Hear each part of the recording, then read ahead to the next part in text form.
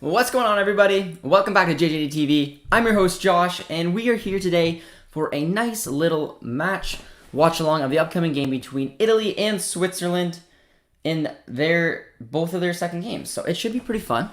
We're on a nice little roll here when it comes to our watch-along content on the channel. Hope you guys are doing well today. Be sure to drop a like and let me know what your guys' thoughts are on the upcoming match. All that good stuff. We have the starting lineups on the screen for you guys to take a look at. And there's a nice little Dortmund player in there, Manuel Akanji. For those of you guys who are obviously Dortmund fans from the channel, would be very familiar with that player. Can be fun to see. But yeah, put in some predictions, guys. It should be a good game. The game earlier in the day in this group was a bit of a surprise, seeing that Wales won. If you guys saw the Gareth Bale mishap there, I'm sure you guys would have got a laugh out of it, but a pretty big upset for Turkey. They're supposed to be some of the main dark horses in this tournament, and instead they look to be crashing out relatively early. Akanji time, 2-0 Italy though, says Luke. Yeah, I mean, I think Italy's going to be the favorites. I don't think there's going to be any questioning that. They're a good squad. They got a pretty solid starting 11. We'll go through it right now for you guys to take a look at. But Italy's lining up in the 4-3-3. They have Donnarumma in net. Di Lorenzo will be on the right back. Bonucci and Chiellini, some experience in the back with Spinazzola on left back. Jorginho, Locatelli, who has been linked with Dortmund, by the way. I wouldn't look too much into it, but I mean, he has Barella as well as in there. A good solid midfield and a nice natural 4-3-3. Ciro Immobile's up front with Berardi and Insigne. Pretty good looking starting lineup for the Italians. Over looking at Switzerland, which is Sebastian's country. They got some Bundesliga talent there. Jan Summers between the sticks. Alvedi's in there. Our boy Akanji is playing on the outside left center back. We'll be keeping a special little eye on him. Granit Xhaka's one as well. Rodriguez and Babu, the two outside fullbacks, will be important in today's match. And of course, Embolo and Shaqiri are two other ones to keep an eye on. It's a pretty strong Swiss starting 11 as well. I mean, again, if I'm a betting man, it's hard to bet against the Italians, if I'm being completely honest with you guys. We got a couple of predictions coming in. 2-0 and 3-0 for Italy. Seems relatively convincing. Roman says, not sure who I want to see win, so I will cheer for goals. Well, I don't think you can go too wrong with that. We're getting relatively close to game time here. It'll be nice. I don't know. The Italians had a good opening start against Turkey. They had a very convincing win over them.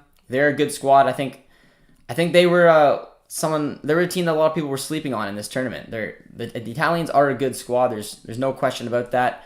They got former Dortmund boy Ciro Immobile, who will be interesting to see how he gets on today. 2-1 Italy, I think. Can be an interesting one. It'll be an interesting one.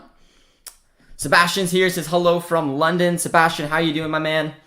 Hope you're doing well. Sebastian is from Switzerland, if I remember correctly, so he will definitely be cheering for the Swiss, even though I'm fairly confident that the Italians will take this one. But 3-0 Italy, not bad.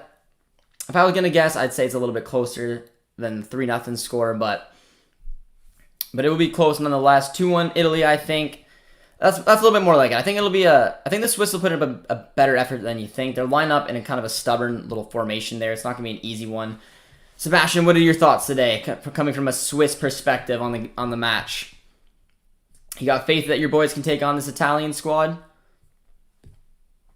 Because it'll be interesting, man. The Italians got some good they got some good players in this team. 4-0 for Italy. That's a big bold prediction. You're saying it with authority. Ciro Immobile breaks out. Not bad. Gully's going on. How you doing, my friend? What's your prediction today, guys? Leave it in the chat. You guys seem pretty confident that the Italians are going to take it. I have a feeling that you guys will probably be right. It was very interesting though. This group is very close, and it's a very interesting one considering the way that Wales progressed. Looking at the group right now, Wales is top of the group with 1 win, 1 draw, 4 points, followed by Italy, who's played a game less, but they have 3 points in the win. Switzerland have a draw in Turkey, 0-0-2. Very poor start from the Turks. They were expected to do a lot better in this. Quite a shame, to be completely honest, but we're getting close to game time here, guys. So let me know if we have any Italian fans in the chat. Let me know if we have any Swiss fans in the chat. Be sure to drop a like as well if you guys are new. My prediction is going to be 2-1 Italy. That's what I'm going to go with. I think it's going to be a good game. Sorry, Sebastian, my man. Yes, I am Swiss, but I'm hoping for a draw. A draw would be a big result. You guys know how important it is, even finishing in third, to pick up the points when needed. Switzerland arguably probably should have got a little bit more from that Wales match. And unfortunately for them, they're only sitting on 1 point. So they're going to need to try to get something from the Turkish game, something from this game as well. Sebastian, your team is getting swept, bro. It's going to be interesting, man. It's going to be interesting to see. Sup, Josh? Let's talk footy. How you doing, my man? Who you putting your money on today? Again, I don't think a lot of people are going to be sleeping on the Italians. I think that they proved it in their opening match that they're probably going to be the favorites. But we got Mr. Carlson here. Says, come on, Italy, score some goals for my fantasy team. Well, there you go. There's one way to look at it. You can go all out on the fantasy squad. 1-0 for Italy. I like it. I like it. Watch the different way that the team sings the national anthem. Yes, the Italians are very, very proud of their national anthem, and there's some famous pictures of them screaming into young children's ears. It can be questionable, but I'm excited to watch them today, man. I really am. I think this is gonna be a good game. Roman's very mad about Poland. Yeah, Lewandowski had absolutely no service, man. Absolutely no service. It was definitely frustrating for him, but Turkey embarrassed themselves. They should have played in the Asian Cup after all the overhype. It's a shame, man. It's a shame. Like there was a lot of hype around Turkey. They had an excellent form going into this tournament. A lot of people thought that they had the potential to top the group. I didn't think they were going to top the group, but I thought Italy would top the group, and then I thought Switzerland and Turkey would be close, and both of them would probably move on to the knockouts. But 0-2, 0 goals scored, 5 goals against for Turkey is just not good enough. Xhaka. Sebastian sent me a couple cool pictures with him and Xhaka, which was pretty cool, man. Pretty cool. Hi, how you doing, my friend? Hope you're doing well. The Turkish fan eliminated. I'm from Turkey. I'm sorry for that, my friend. It's a shame. There was a lot of hype around the Turks, but they did it to themselves, unfortunately. But hopefully get some new faces in the chat today, guys. Be sure to drop a like. Let me know where you guys are watching from. Me and Canucks Hub here are watching from good old Canada. And Canucks Hub is still buzzing from last night. My home country, Canada, for the first time in 26 years, made it to the final round of World Cup qualifications. We were very excited about it, so hopefully there's going to be some Italians and Swiss in the chat today who can hopefully see their country do them some proud today. I'm very, very sad, bro. I feel for you. It's tough, especially with all the hype going into this tournament. Let's Talk City says that I am expecting something from Shaqiri, but I don't think he'll score. Well, Shaqiri's usually involved no matter what. He's playing in that lone role in the 3-4-1-2 formation, so I'm sure that he'll be looking for Embolo up front. It should be an interesting tactic battle between these two today. Only if Lewandowski was German. Yeah, the Germans could definitely use a little bit of firepower up front as well. But we're about a couple minutes away from kickoff here. Did you see Yilmaz slapping the Welsh player before he was on the ground? I did not see that. I had a phone call, so I ended up leaving a little bit later on in the Turkey-Wales match. I left maybe 10 minutes after Bale missed his penalty. But there's a nice little handshake from the captains on the front. Bonucci looks like he's rocking the armband for the Italians. Let's go, guys. If you guys are excited, drop a like, subscribe if you guys are new. Kickoff is about to start, and place your bets. One last time. Most of the people are saying Italy. Sebastian's saying a draw. It's understandable. I'm going 2-1 for the Italians. The goal that Schick scored was unbelievable. Most of the goals scored in the Euros this year have been from Bundesliga players. So, pretty cool for our league, man. And I'm excited for it. I saw the first goal in the Canada-Haiti match. It was a disaster class, man. If you guys didn't see the opening goal, you want to have a good laugh. I mean, you guys can go to my reaction in the watch along. Someone marked it. It was honestly quite embarrassing and quite funny. But yeah, I mean, one of the worst own goals you'll ever find. And yeah, I mean, there's just not too much to say about it. It was atrocious. It was a swing. He nutmegged himself somehow, and then he swung and a miss and kicked it on his standing foot into his own net. A real disaster, man. Real disaster. But I'm going to have the live ticker up for you guys to keep an eye on today. I have a special eye on a kanji for the Dortmund lads, but again, the betting man in me, we're going to probably say it's going to go for the Italians. But we will see. Did the goal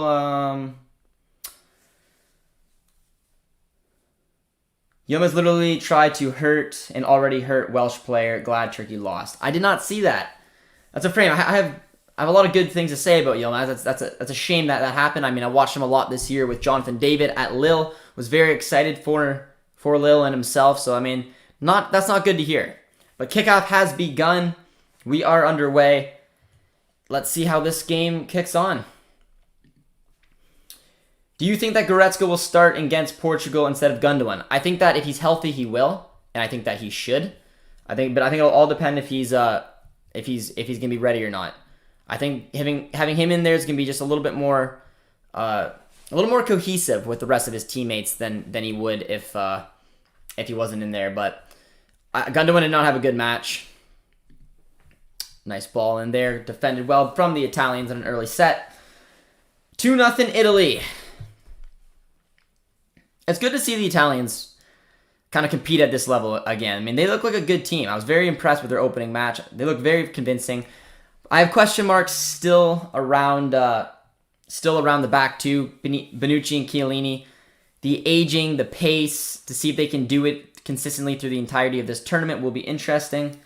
But I don't know. Do we have any big Italian fans in the chat? What are you guys' thoughts on your Italian team?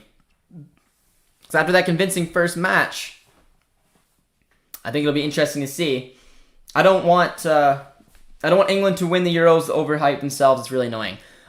I'm honestly just still upset that England didn't play Sancho. I'm holding that against them. The fact that they didn't even put him on the bench is a slap in the face. I don't know. I don't think there's enough in that English squad. I don't think Declan Rice and Calvin Phillips are the answer for a late kind of push here. I think that French team would have their way with England. I think Portugal would as well. Honestly, even this Italian teams look good, but there is still a lot of talent in that English squad. And you bring Sancho back, and you never know. But hello, my friend. How you doing? You say that Italy will win 3-0. 3-0. I think that's a good. Little prediction there. I said 2-1. I think it's gonna be a little bit closer, just because the Swiss team is lining up in the back three. I think it's gonna be a little bit challenging from time to time for the Italians to break down. What do you mean that was the best goal I've ever seen? Our Canadian undercover agent.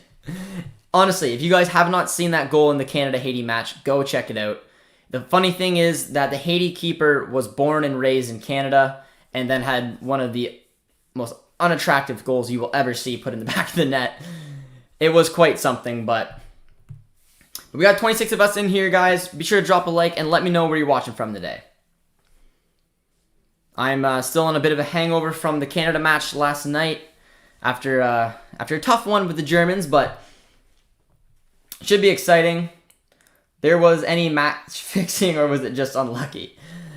I don't think there was any match fixing. There was someone in the chat who was very adamant that there was match fixing, but there was no match fixing, man. The Haiti goal was just hysterical. He's a third string keeper in the third tier of Portuguese football, and it showed. It showed. It was unfortunate. I don't know. I don't think there's any match fixing in it, but I don't know. It is what it is. I'm not going to complain from it on the Canadian perspective. But the Swiss have had a good little start to the match so far. 3 minutes in, they've had a lot more of the ball than I thought, and had to put the Italians back on the defensive a little bit. Mobley does very well there to run over the Swiss defender. Barella is a key player for Italy. Barella is an excellent midfielder. They have a good midfielder with Locatelli, Barella, and Jorginho. For those of you guys who haven't heard, there's been rumors that Dortmund are looking to put in a bid for Locatelli.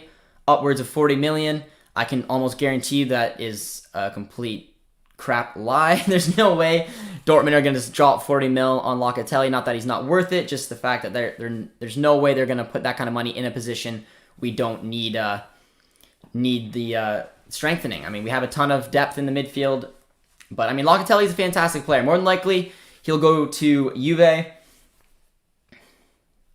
I'm hoping my boy Eustachio gets to go to Napoli, though. Italy will get to the semis at least from Halftime TV. I think a lot of people, like I said, man, a lot of people are sleeping on this Italian side, man. They're a very good squad.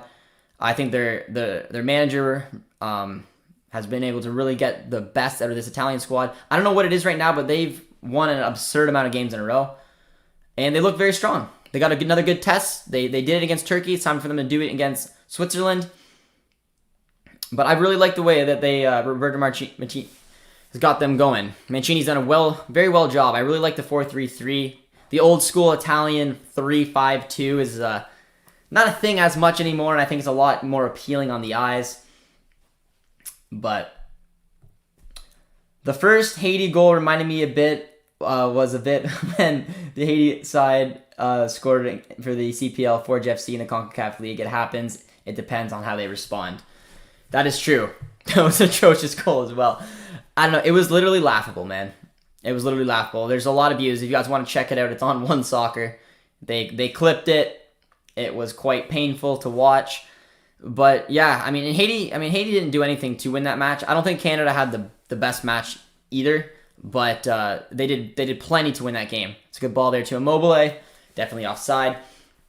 But yeah, if you want to laugh, you can check it out. It was quite hysterical. Who's going to win the Euros? France for me. I picked Belgium.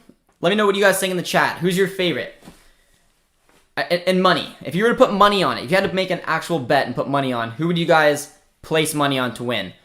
Because honestly, I'd probably place money on France, but I did pick Belgium in my bracket. I can confirm that there was match fixing. I gave them 2 goats. Well, there you go, guys. Be sure to drop a like, subscribe if you guys are new, and let me know if you are a new subscriber around here and who you're going for in tonight's match. Dan's here, says, yo, Josh, good result for Canada over Haiti. It was an awesome result for the Canadians, man. You can see it all over Twitter. You can see it with the emotions. It's very cool. It was a very proud moment being obviously a Canadian myself, seeing where they've kind of been to in 26 years since they've been to the Octagon. Hopefully they can qualify for the World Cup, man. It was beautiful to see. Which World Cup did Haiti play in? Sebastian's got a quiz for you guys. I have no idea which World Cup Haiti played in, man. I could not even give you an answer. But if anyone knows that, there's a nice quiz for you guys.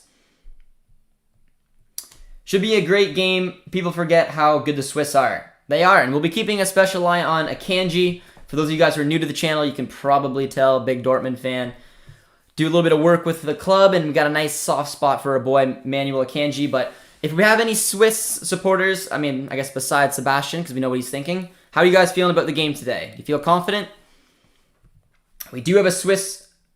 I am from Switzerland. Jonathan, how are you feeling about your team today? You think they stack up well against the Italians? I think they've had a positive start, 7 minutes in this match. It's a nice little run there. Swiss have got some good players on the bench too. Zachariah is not even in this side. I thought he was absolutely fantastic box-to-box midfielder. That's a poor ball there, though. Very poor ball. But the Swiss get lucky. No, they don't. Insigne finds it. Hi, Josh. I'm happy that you're watching Italy take on Switzerland. Kept my eye on Holland over the summer and his new Instagram post of him shirtless in Spain. Catalina, looking at the naughty Holland post. It's all right. Holland's got some good style going on in the summer. I respect it. Haiti played in the 1974 World Cup. I'm impressed that you know that, my man. I had absolutely no idea.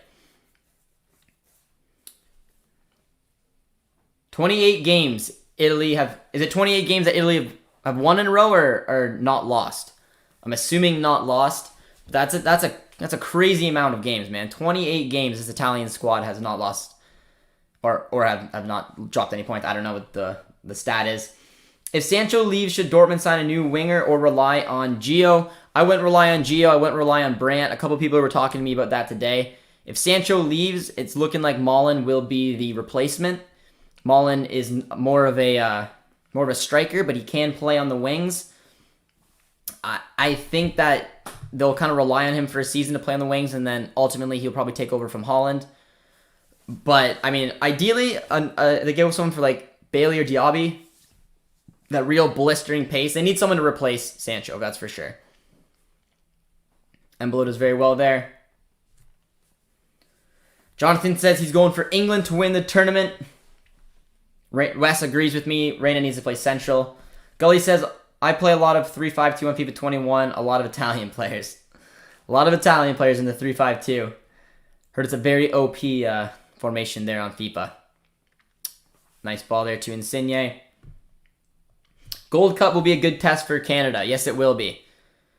I don't know if they're going to bring their best 11 or not. It'll be very interesting. Spinazzola has got a beautiful run down the flank. Good opening chance for Ciro Immobile. Puts it over the net, though. I do think France will win. They struggled against Germany and played really defensively. I would honestly put my money on Belgium or Italy. Yeah, I mean, France did not look as good as they were honestly supposed to in that Germany match. Germany was a better team, but France had a professional performance and they walked away with the 3 points. So hard to kind of go against that, man. I just saw the comical goal Haiti conceded on the news, Josh. Yeah, it was something. A lot of people in the chat yesterday in our watch along was having some hypotheses about it being, you know, a conspiracy. I don't know what they were doing. It was not a conspiracy. It was just a goalie who was just a keeper doesn't know what he's doing. It's as simple as that. London calling here. Thoughts on England-Scotland this Friday? I think it's gonna be a fun match, man. For neutral, I mean, it's gonna be fun.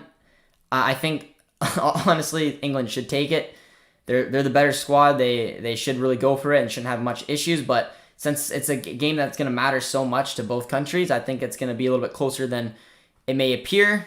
My guess is probably another 1-0 win for England, because the Scots are gonna do some damage there. I don't know. What are your guys' thoughts on England and Scotland on Friday? It's gonna be a very hyped up match, man. Insigne's got to the ball, top of the box, does very well, goes down easily, and the refs having none of it. Algeria haven't lost in 27 games as well. I did not know that. It's another nice little run there by Spinazzola. But again, very well defended in the end. Not lost in 35 for the Italians. That's a good run of form, man. You want to go into the Euros with.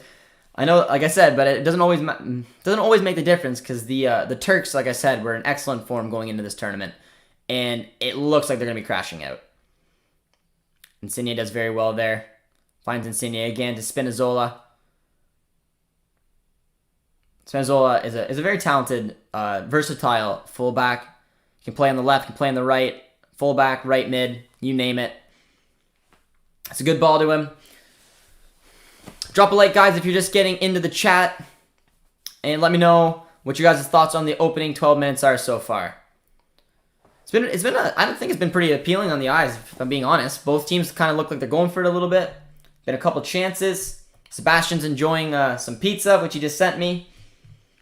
And Barella is almost a chubby white Conte. Well, I don't know about that. Barella is a good footballer, man. He is. He had an excellent season with Inter. He's going to be important for the heart of this Italian midfield. Yesterday's Canada versus Haiti stats were like if Canada played against a high school team. Yeah, I mean, Canada was a better team. It's just they were sloppy in a lot of parts. They didn't have their finishing boots on, and they made it nerve-wracking until the Haiti keeper decided to put the game to bed. Yusuf, a member here on the channel. Yusuf, how you doing, my man? Says that Swiss are going to win the Euros. It's a bold claim, Yusuf. It's a bold claim. I am from Banbury, England. How you doing, Dan? Greenwich here, fan of the park, was supposed to be here last summer, but not anymore. Got a couple from England in the chat today. I like it. France and Portugal are tied for the first, but Germany is going to get to the knockout. Yeah, I think all three from the group of death will get out. Honestly, the way I can see it potentially going is Portugal and and Germany having a draw, and then Germany winning against Hungary. But the Germans got to bring it against Hungary, man. They were very poor with their finishing in the last match. It was a little bit frustrating from time to time, but I'm hoping that they can maybe have Kevin Volland. They need to go for something different. It's just too bad that Jurgi Löw is the most stubborn manager you're going to find, because I promise you he's going to stick with that 3-4-2-1 or 3-4-3 type formation that he loves so much. I'll be there for England-Scotland game. I think that it'll be 3-1 England, and my boy Sancho will get in as well. What is your guys' thoughts? You think Sancho will actually get on the bench or start the game? I'd be shocked if he didn't. It'd be if he at least got on the bench. But I mean, that would be, I don't know, that would just be absolutely ridiculous. There's no excuses why Sancho isn't in that squad in front of Saka. I mean, in my opinion, like I said, I watch him each and every week, so I think he should start. But do you think Germany should stick to the 3-4-3 or change formation? I think they should absolutely change formation. I mean, even if they played in the 3-4-2-1, even if they adjusted that a little bit, Gnabry should be on the wings, Sané should be on the wings. That brings in some pace. And then if you want to be bold, take off Thomas Müller, because he had honestly a very poor game. And then bring Kevin Volland, get some finishing ability. Or if you wanted to keep Müller on, you can still go to a 4-2-3-1. You could bring Klosterman in as right back.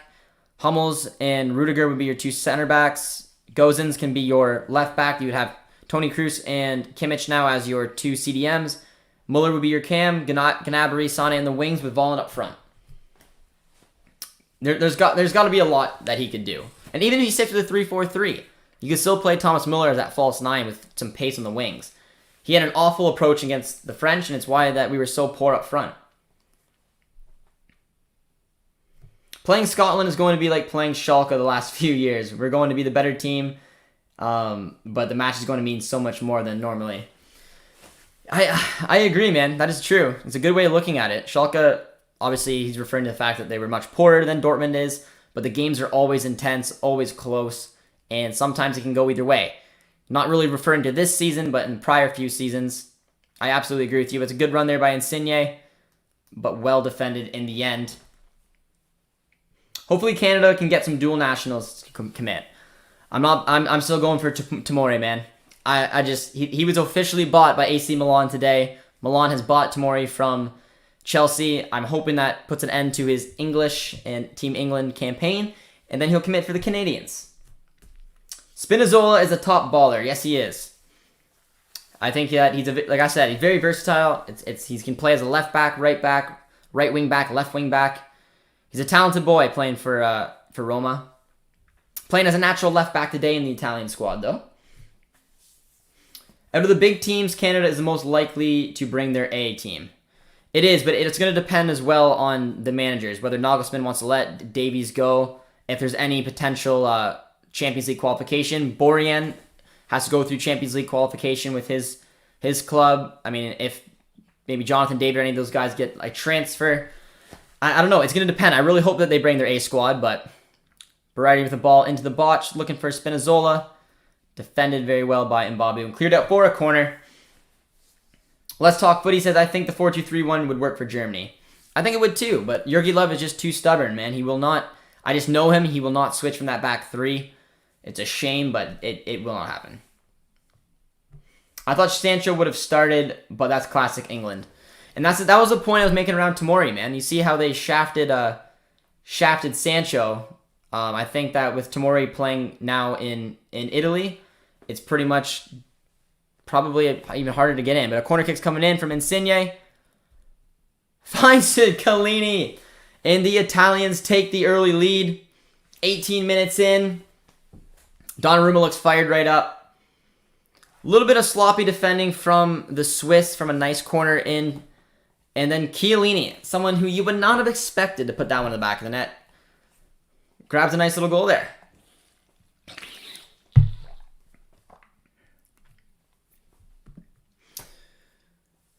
Tough for the Swiss supporters in the chat today, guys. But if you're an Italian and you're just going for the Italians, drop a like, guys, because your team just had a nice little finish there by Chiellini.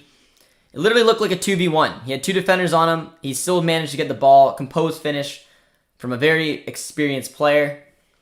kudos to the Italians, and they're up by 1. There's a lot of Bundesliga players on Swiss, though. So, I mean, I do feel kind of bad. Jan Sommer could not see that. Nothing you could do about it.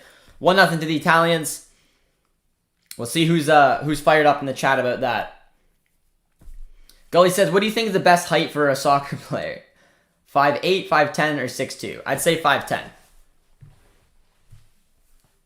I thought Sancho would have started. Yeah. Love to start Werner against Portugal. Some people are calling for it. I mean, the Portuguese... The goal is actually being checked, though, by the way, guys. VAR is taking a look at it. I'm not sure why they're taking a look at the goal. That is very interesting. They're going to take a look at it for VAR.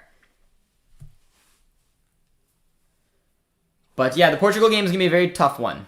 And they ruled off. No goal, handball. Wow. All right, well... The Swiss fans now in the chat will be the happier of the bunch. I didn't see a handball there. Let's take a look at it. Oh, yeah, I guess. Went off the head, came right into the hand of Chiellini. Not much he could have done about it. Popped down in front of him, though, and no goals given. 0-0. We play on. Sorry we're not throwing out Thomas Müller. I don't think that we will either. If I would give you a perfectly honest tactic with Jurgi Löw, that wouldn't be out of the ordinary. He's not going to switch out of the 3-4-2-1 or 3-4-3. But if I was Jurgi Löw, I would... obviously, he's still going to go with his 3-4-3, but I'd put Müller as your false 9, because then he's not going to get dropped, and I'd have Gnabry and Sané in the wings. That is the one little tactic I would change. But let me know if that own goal made some of you guys happy, or the no goal made some of you guys happy or not. The Italians are going down. That 4-4 derby against Schalke and BVB was crazy. Josh must have been fuming. That was painful. That was a very painful game. I couldn't believe it thinking back to that one. Up 4-0 against Schalke and just seeing it just piss away like that was something frustrating. A very low moment for a Dortmund fan. Age is just a number, Chiellini. Yeah, that's a shame, man. That's a shame. Italy is so strong, even with their CBs, they can score. They are, unfortunately for the Italians, it did get chalked off, but they are building their way back into the match. Nice ball over there to Spinazzola. Who's anyone's Serie A squad? Anyone in the chat have a Serie A squad they'd like to keep an eye on? For me, if I'm watching the Serie A, I'm usually watching Napoli, which is why I was praying that Eustachio does and indeed go to Napoli. I think that would be a little match made in heaven for myself. But you guys can let me know.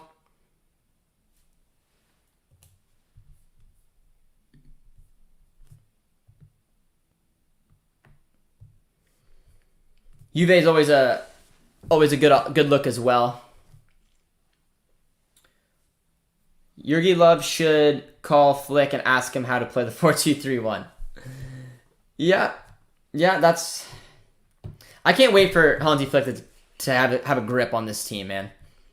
I don't know, man. I think it's such a good move for him. I think that he's gonna have so much fun with this German squad. I think that he's gonna turn them around a little bit more than Jurgi Löw. Jurgi Löw, in my opinion, he can be very stubborn from time to time, which is why, like I said, we're not going to see him switch shape at all. But it was a good little run there from Shaqiri. Nice little move as well. The Swiss are building a little bit of pressure here. But into the safe hands of Donnarumma. Which player from this match would you want to fit into the Dortmund squad? If I'm looking at the players on the field, I mean, I would take Insigne in a heartbeat, man. I'm a massive Insigne fan. Not realistic whatsoever. Di Lorenzo would be another one. Actually, I'd probably go for him. Could be somewhat realistic. Great right back. A position we desperately need. I don't know. Let me know what you guys think. Who would you guys want who's on the pitch right now to jump into Dortmund? Wes likes Juve. Wes, is it because of Wesley McKennie? Is that what got you hooked on Juve? You think Larin makes a move to Serie A? I don't. I think if Kyle Larin moves on anywhere, it would be to the Prem. There's an early substitution coming on here. Well, Acerbi's coming on for Chiellini. The old man, looks like he picked up a knock somewhere. It's a shame. Could have scored a goal, but instead is getting subbed off on the 24th minute. Not good news for Juve fans. But yeah, I mean, I think the Serie A is a good league as well. I don't know where Kyle Larin would go there to fit in. If I was Kyle Larin, I would go somewhere again where you're going to play a lot of minutes. I could arguably see that West Ham could be a good fit as long as Antonio's not getting those minutes up front and you're able to put Kyle Larin up there. It would be tricky, though. I love watching Fiorentina. I'm a big fan of Vlahovic. I heard today, and I don't know if you guys have any more information on it, but Gattuso might already be sacked from Fiorentina. And I think that's ridiculous. He just got the job 2 weeks ago. He's a great young manager, did some good things with AC Milan, did some good things with Napoli. And I don't know, I thought he would have been a good fit for Fiorentina. I'm not sure what's going on with the board. I heard that there was rumors that he's not getting along with the board over transfers, and he might be out 2 weeks into a job. So if you guys have any insight on the Gattuso story, feel free to let me know in the chat. Also, if you have any new viewers here, be sure to drop a like and subscribe and let me know where you guys are watching from. Josh, would you take $10 million or 4 inches of your height? You think I'm 5'6"? That was a beautiful ball. There's a goal. That one's going to count. It is the man Locatelli that we were talking about earlier. And he's fired right up. That was a very well-worked goal by the Italians. And they are fired right up. I just lost my my light there. I see how it looks in the screen. I'm a little dark now. I'm going to have to go fix that. Beautiful goal, though. Well worked. And then you go fix the light.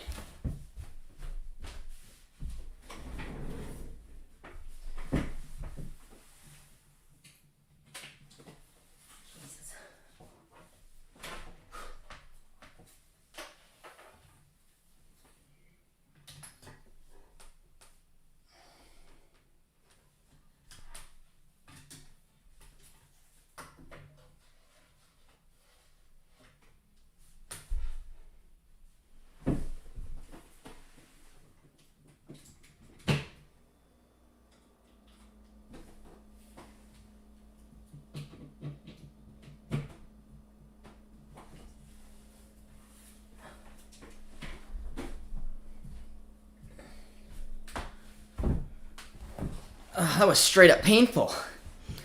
Thing was on fire. Sorry about that, friends.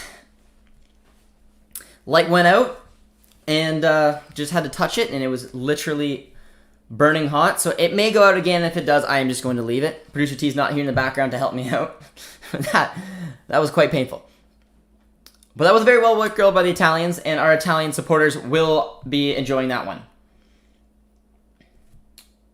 I watch Fiorentina mostly when Ribery starts. Little love for the old Bayern boy.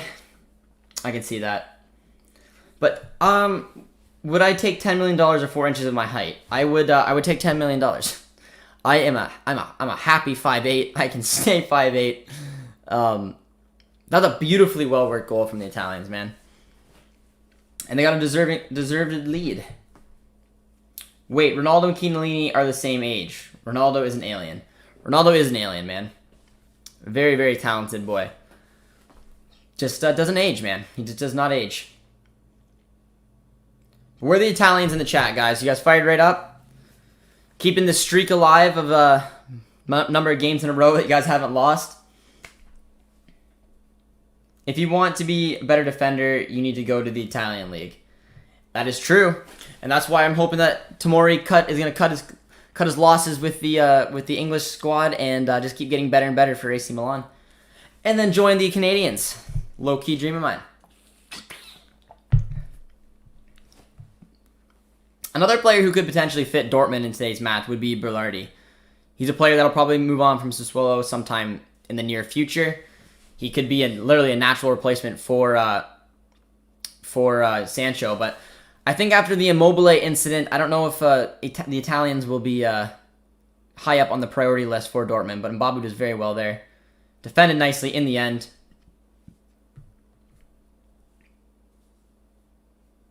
But yeah, I watched Juve for Weston McKennie. Yeah, I find that that's a nice trend with a lot of the U.S. players. Gives a reason for you guys to follow a lot of different leagues around the world. Got a lot of good, talented young U.S. players. I mean, arguably the team now with the biggest red, white, and blue in them is RB Leipzig. They're gonna have Caden Clark. They're gonna have Tyler Adams. Maybe Brennan Harrison's going there. Jesse Marsh as well. A lot of American blood in that Leipzig squad. Loved the Italian celebration. I did too. The Italians are very passionate. I don't think anyone can question that. Very, very passionate group of players, and it was good to see, man. It was good to see. But they are looking good. The thing I like about them is that they have an identity. They're playing in that 4-3-3. They're playing it very well. They're locked on defensively. They got talent who can score. Insigne, Immobile.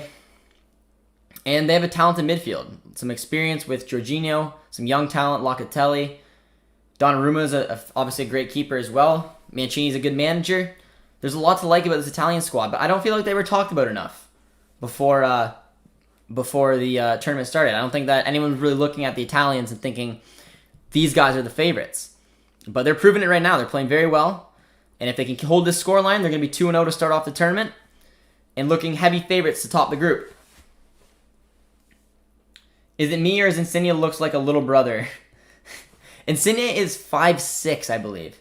Insigne is a very short man. Very talented. They put him in a picture I saw on Twitter earlier. It said you did Insigne dirty by placing 5'6" Insigne by 6'4" Bonucci or 6'4" Chiellini, one of the two. He is very short, but he's a very gifted winger. One of my favorites to watch. I hope Canada plays some matches at BC Place. They might. I'm hoping that they play them at BMO Field so I can sneak on over there and watch them. Maybe do some type of match vlog for you guys. But it was pretty cool how we had one soccer on the stream yesterday. Quizzed me a little bit about Cavallini. But I don't know. It'll be fun. Clubs love to have Insigne because they save on kit costs because he wears youth size. Well, Gully just said he's 5'4". Okay, well I was way off. Insigne is 5'4". He doesn't. I mean, to me, he doesn't look 5'4" on the pitch. What do you guys think? Do you think he looks 5'4"? I don't see it. I mean, he's small. Like there's no questioning it. I mean, he looks small on the pitch, but he does not. To me, does not look 5'4". I would have guessed 5'6", but Insigne scored against Dortmund with a powerful free kick years ago. First time I noticed him. I've always kept an eye on Napoli. I was a big fan of Lavezzi and Cavani growing up. So I just had a little soft spot there in my Serie A squad. My parents have been to Naples a bunch of times. I have a nice Insigne kit, actually, that my parents bought off the street in Naples.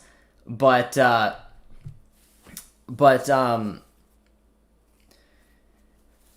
yeah, I mean, I've noticed Insigne for a while.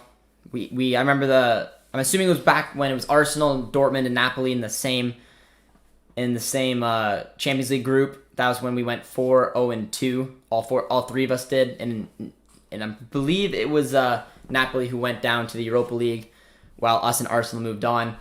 But Insigne is a talent, man. He's a homegrown boy. He reminds me a lot of Marco Reus in terms of his passion for the club. And yeah, he's my guy. He's not allowed to wear the number 10 at Napoli though because of Diego Maradona. So he rocks number 24. Oh, good opportunity there. Jan Sommer did very, very well. Insigne did well as well, but it's cleared off. Coutinho wore youth shirts at Bayern. I did not know that. I know Coutinho's relatively skinny. I didn't know he was wearing youth shirts though. He does not look 5'4" because he has a ball of steel, like Shakir told me. That's true. Insigne, I don't know. I really like the way that Insigne plays, man. Very talented boy. And like I said, I always got a soft spot for players who just love their club more than anything. Marco Reus, Insigne are two of them. That's why I'm obviously a huge fan of Dortmund. I do like Napoli a lot too. And when you have leaders like that and captains of your team that live and breathe for the club, I mean, it's hard not to like them.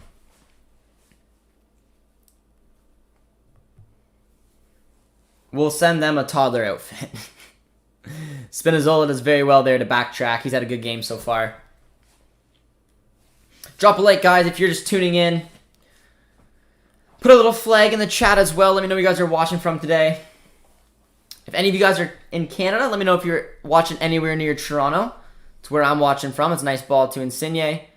That looks to be offside to Immobile, and it was. Juve fan. I am a big fan. Del Piero when I was younger. Alessandro Del Piero was a fun player to watch. I did like him as well. Again, someone who absolutely loves his club. And Juve had a few of those players as well, man. When they got that whole scandal and got relegated to Serie A B, they had a lot of players stick with them. Buffon was one. Del Piero was one. Then you have players like Zlatan who wanted nothing to do with that. Then he got the heck out of there. Went on to another Milan club. Went to AC first before going back to, or went to Inter and then to AC. Nice ball there for Shaqiri. To Rodriguez, but very well defended, out for a corner. I thought I was short at 5'8" until I saw Conte and Insigne. How tall is Conte? Is he shorter than us? I'm 5'8" as well. I feel comfortable with my height. I think it's a decent height. 5'6" and 5'4" is taking it down a peg. I'd be very curious to see what Insigne looks like in person. I hate the Leafs. Canucks Hub, we can agree on that, my man. We can agree on that. I'm a big Sens fan, so, you know, Leafs are naturally the enemy. But there's a corner kick coming in from the Swiss. Insigne does very well there to trap that down. And now break on the counter. Barella does very, very well. Looking for one more pick out. Berardi's going to take it on. And again, very nicely defended. Ramos is leaving Real Madrid. I heard that as well. I heard that Sevilla offered Ramos a 5-year contract. Now, Ramos is 35 years old. A 5-year deal would take him until he's 40. But he originally came through the ranks at Sevilla. So it'd be kind of a romantic back together if Ramos went for Sevilla. I have money on Italy winning the first half and ending up a draw. Super Swede, my member on the channel. How you doing, my friend? Yeah, if I was going to put money on it, I mean, you must have, that'd be a wild bet. There's a nice ball to Spinazzola with a lot of space in front of him. He's got Immobile with him. Spinazzola looks like he's going to take it on himself. Oh, poor decision-making in the end. He went for a little bit of the cheekiness. Woodstock is not Toronto, Josh. Gully, you were correct. You were correct. I always forget that people now know about where I'm from. Most of the time when I say I'm from Canada, I give London, I give Woodstock. They have no idea where that is. So I say I'm close to Toronto. But yes, if you're familiar with Ontario, I am right near Woodstock. Conte is 5'6", I think. It is very short, man. The guy plays like he's 6'6". What are you guys' thoughts so far in the opening half? I think it's been a very classy performance from the Italians. I like a lot of what I'm seeing from them today. Zlatan is the most loyal footballer. Another bold claim, my man. Correction, Zlatan went Juve, Inter, Barca, AC.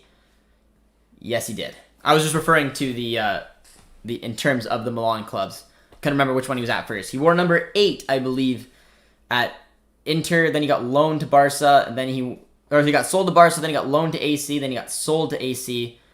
Then he went to PSG. Then he went to United. Then he went to MLS. Now he's back at AC. I think I nailed it. I don't know. Zlatan is crazy and super confident. He is, man. I thought it was very impressive when he went to the MLS and then decided to come back to European football and still be able to do it. He's a special player. Zlatan is. There's no questioning that. It's a good ball there as well. Coutinho is 5'8". All right, me and Coutinho are the same height. I like it. I respect it. Oh, it's a wild bet. 20 on money. Hey, I mean, if the Italians go up at halftime here 1-0 and then Swiss come back and it ends in a 1-1 draw, you were absolutely laughing. But yeah, that is a bold bet. That is a bold bet. I'd have put money probably on a Italian win myself, but you're playing the odds and I like that. Spinazzola's coming in with speed. Wins himself a corner. I thought Spinazzola honestly had a really good game today. No offense, but Zlatan is too cocky for my liking. Yeah, I can see that. Zlatan is a cocky man. You have to take it with a grain of salt, or otherwise he's going to rub you the wrong way. Insigne's coming up with a corner for the Italians in the chat who may be excited. They scored off a corner, didn't count earlier, but Insigne is very good at set pieces. We'll see what he can do here. He's got some big bodies to look for. Little 5'4" Insigne. He does not look 5'4", though. To me, he just does not look 5'4". I just said 5'6". Insigne coming in with the corner. Very poor. Right at Sommer. Angie says that's ridiculous, him playing till 40. He's another freak of nature as well, man. Very cool to see Zlatan, though, be able to just put up those pure time of goals for the age that he's at. Nice little chip ball there. It's out for another corner for the Italians. Surprised that Italy isn't up by more. I am too. Like I said, it's been a very classy performance from the Italians today. They've controlled the dictation of the play. I thought Spinazzola has been very, very lively down that left-hand side. Could have probably had an extra one, but they are up by 1. Probably will be looking for another one relatively soon. But we got another corner coming in from the left-hand side. Berardi is to take it. And very nicely defended by the Swiss, who are getting pegged back a little bit in their end. I think the most OP soccer players are around 5'8", except Ronaldo. Yeah, I mean, Messi's a good example as well. Usually when you're that kind of short, you have a very good low center of gravity, which usually makes you a very good dribbler of the ball. Sometimes when you're a little bit in those 6'2", 6'3" kind of areas, you lose a little bit, you're a little clunky, but it all depends. It's a nice ball as well there to find Mobile. Does very well to keep that in. Wade is back, says, hey Josh, how are you, bro? I'm good, my man. I'm good.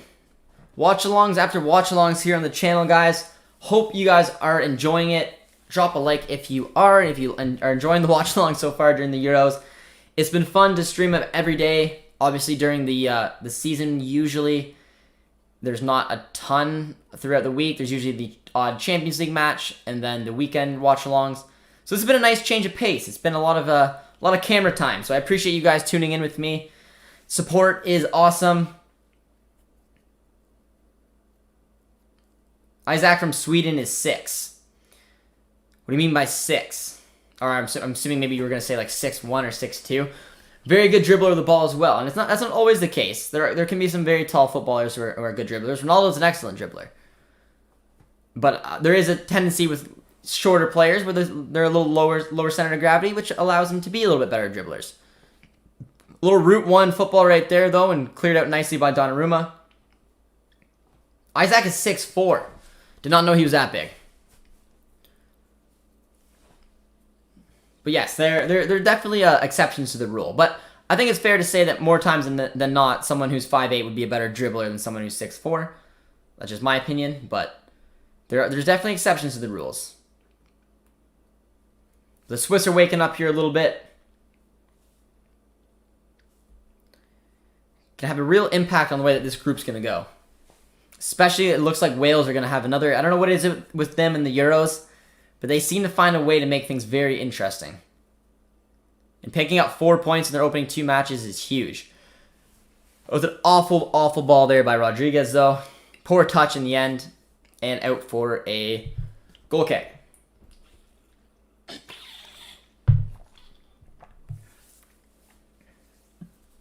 Gully says Isaac is 6'4" with the strength of a 5'2" woman. Well, yeah, I guess it's fair.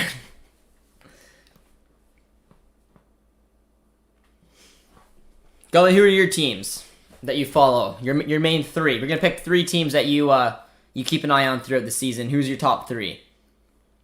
That was a hard foul there by Jorginho. Foul was given. We're going the other way. And yes, for the rest of you guys as well. Let me know what your main teams are that you guys follow from around the world. Whether you have a main one, some secondary ones that you guys keep an eye on as well, maybe a local team. It's a good ball there to Donnarumma starting from the back. For me, you guys are probably very familiar that Dortmund is my team. Local team is TFC.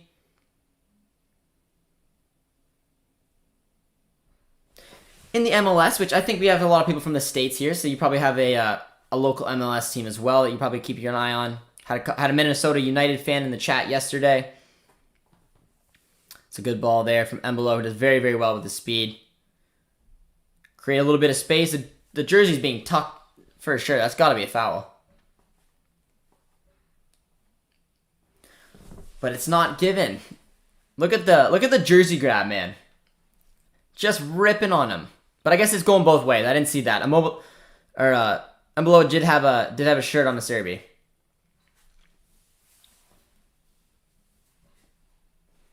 Wes says that his teams are Dortmund, Nashville, and Liverpool. Wes, I'm digging it. Nashville, and I'm assuming that's probably where you're around.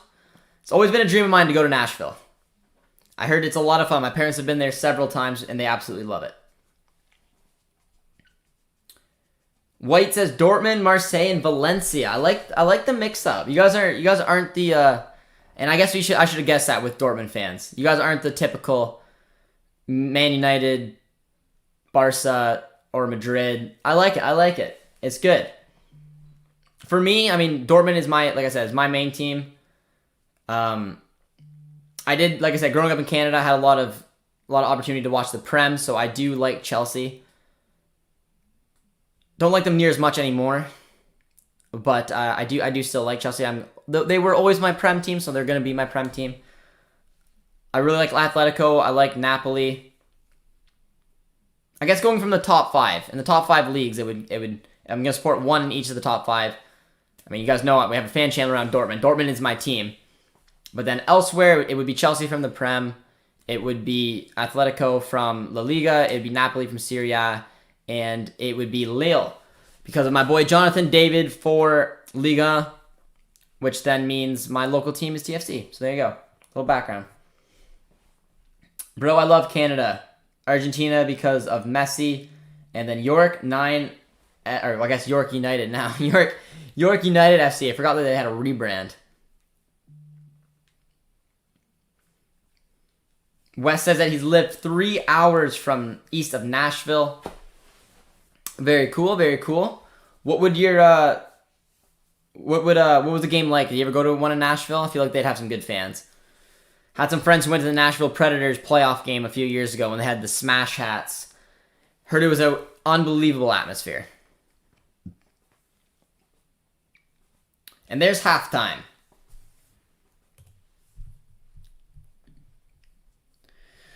Halftime is here. It was a good little half, I guess. We're at 24 likes, guys. See if we can get us upwards to 30. Would be absolutely wonderful. We appreciate it. Halftime is underway. It was a good half. Italy was definitely the better side. Rafa Benitez is getting closer to becoming Everton manager. I find that very interesting, given the fact that he was a Liverpool manager and obviously won the Champions League with Liverpool. Now he's going to be an Everton manager. That is wild, man. That is wild. But we are going, for anyone in the chat, we are going through your teams you support. So if you guys haven't let me know yet, let me know who it is. I always find it fun, especially with fans from around the world. We got some good options around here. So let me know who you guys' teams are, whether they're your local teams, other teams. I just went through mine. We got some other ones that are putting in here. Let's Talk Footy says that he's a Bayern, Aston Villa, and Atalanta fan. I like it. You guys are real variety today. A real variety. Dortmund, Marseille, Valencia. You got Aston Villa in there. Atalanta. My boy is in. Says, oh my god, I forgot you were live. Let me know what your 3 teams are, my man. Let me know who your 3 teams are and why. I find it interesting. We got one here that says, I'm an Arsenal fan, but I have a soft spot for Man City. Interesting. Somalia, originally where I'm from. Player played for them and was the first to do so in the Premier League. Very interesting. Very interesting. Yusuf's back, my man. How you doing? He's got the Swiss flags that he's rocking. The Swiss aren't looking so good in this game, man. They're going to have a lot to do in the next half. They're going to want to try to get any type of result from this. As a Bayern fan, I'm excited to see Upamecano and Lucas Hernandez playing at CB. Yeah, I'm curious to see what Nagelsmann's going to do. He's got a lot of different formations he likes to play. And I don't know, it can be a little bit nerve-wracking to see which way he's going to go with it. You already know my local Rapids, and then Man City, Galaxy, and Inter Miami. Big MLS fan there. Colorado Rapids. It's where George is from as well, near Colorado. Man City as well. I didn't know that. Dortmund is the main. Liverpool in the Prem. Valencia, Marseille, and Milan. I like it. I like it. You guys are all a little off-brand today, and it's perfect. Exactly how I am as well. Gives you a nice little tie instead of going the typical route with your Juves, your Madrids, or Barças. Big Shaqiri bicycle incoming. Yusuf's got some confidence. Yusuf, is that your background? Is Swiss? Where's the Swiss love come from there? Looking at the Italian game, we're gonna take a look at some of the stats. It was a very well balanced game. Possession was 52% to 48% for the Italians. Honestly, very even in the balance of play. Expected goals for the Swiss was 0.02. Shots were 7-1 for Italy. Chances created was 6-1. One big chance missed from the Italians. Has not been a good game really in terms of chances creations for the Swiss, but they have had some decent possession. They have had some opportunities, but the Italians are sort of cruising in this match so far. Upamecano should have gone to the Euros. I don't trust France's CB depth. Yeah, it was a tough one for him to miss out on. I mean, Upamecano was with the U21s.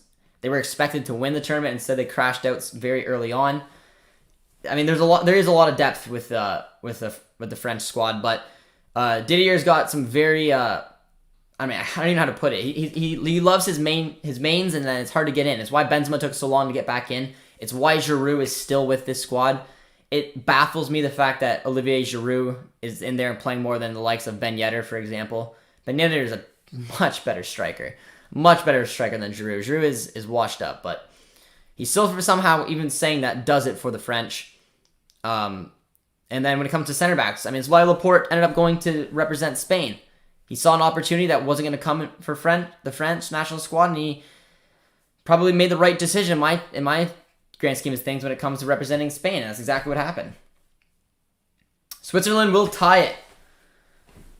I like it. The positivity comes in. They're definitely not out of this game. In terms of possession, there are going to be chances going to be created in the second half. Just going to depend whether Italy can take one of the next chances or not. I'm not going to lie, Insigne is playing mediocre right now. He's wasteful in possession. He is. I mean, usually when Insigne is at his best and when he dictates the play, it's when he has the ball at his feet. He's honestly on the left-hand side, Spinazzola has been a lot more involved than Insigne has in this game. I think Spinazzola has had an excellent game running down the left-hand flank. A lot of good overlapping runs. Insigne has picked him out more times than not. It'll be interesting to see the way that this second half turns out, and the Italians definitely need Insigne to be a little bit more involved, find Immobile. And in terms of the Swiss, I mean, they need to start creating something. So they've been going route one type of football. They need to build up the play. They need to have a little bit more possession. And honestly, you got to look at Shaqiri to try to create something in that midfield. West says that Tennessee is more of college sports state, but the Preds get rowdy and are able to watch the U.S. men's national team in Nashville a couple times. Well, that would have been pretty cool, man. That would have been pretty cool to see your country play in a loud city like that. It is cool, man.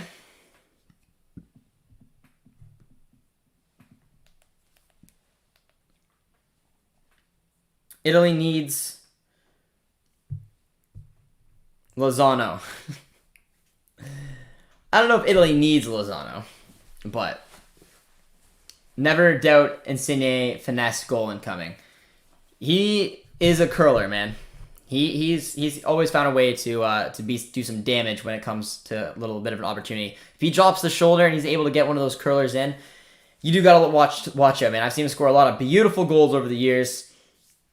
But Chucky Lozano, I don't know. Not a lot of love from our U.S. men's national team fans for him. What's your top 4 making the World Cup in CONCACAF? We are going to be doing a episode coming out. I guess I will break it down for you guys. Why not? I'll break it down a little bit more in the episode coming on. But Italian fan is here. Says, "Come on, boys." Italian fan, welcome to the chat, my friend. Subscribe if you're new. Like the chat, but let me know where you're watching from.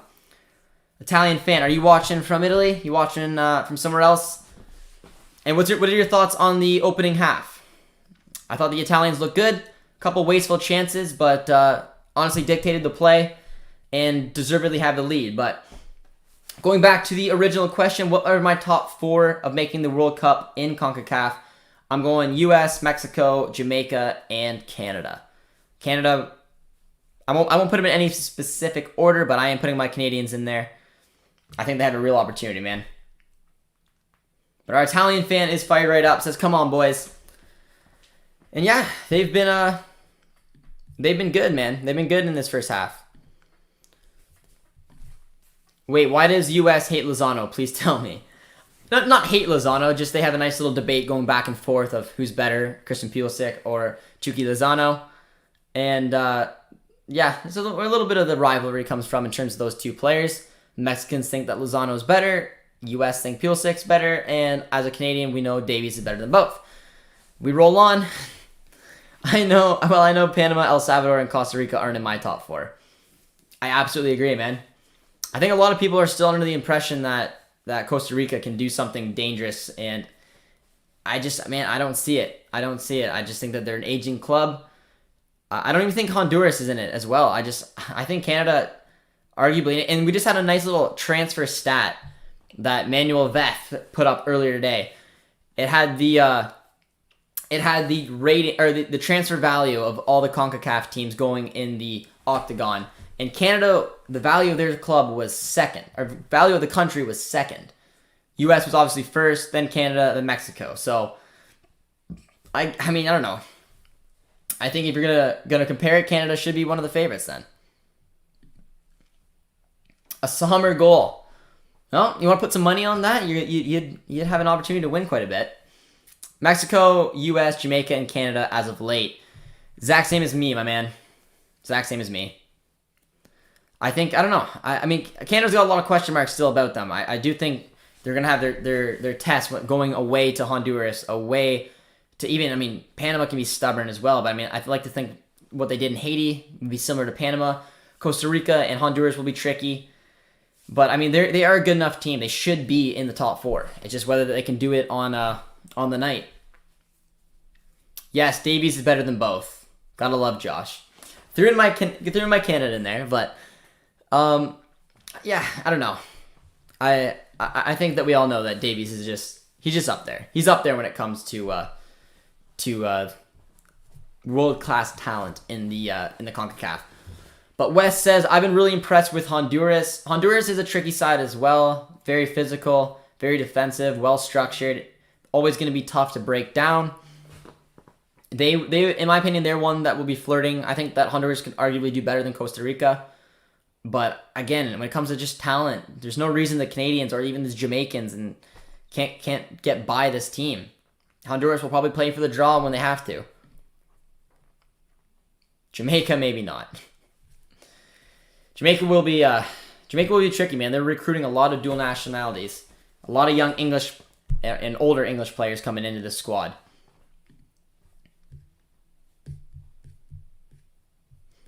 Looking at the bench here for the Italian squad, though, there are some dangerous players they can bring on.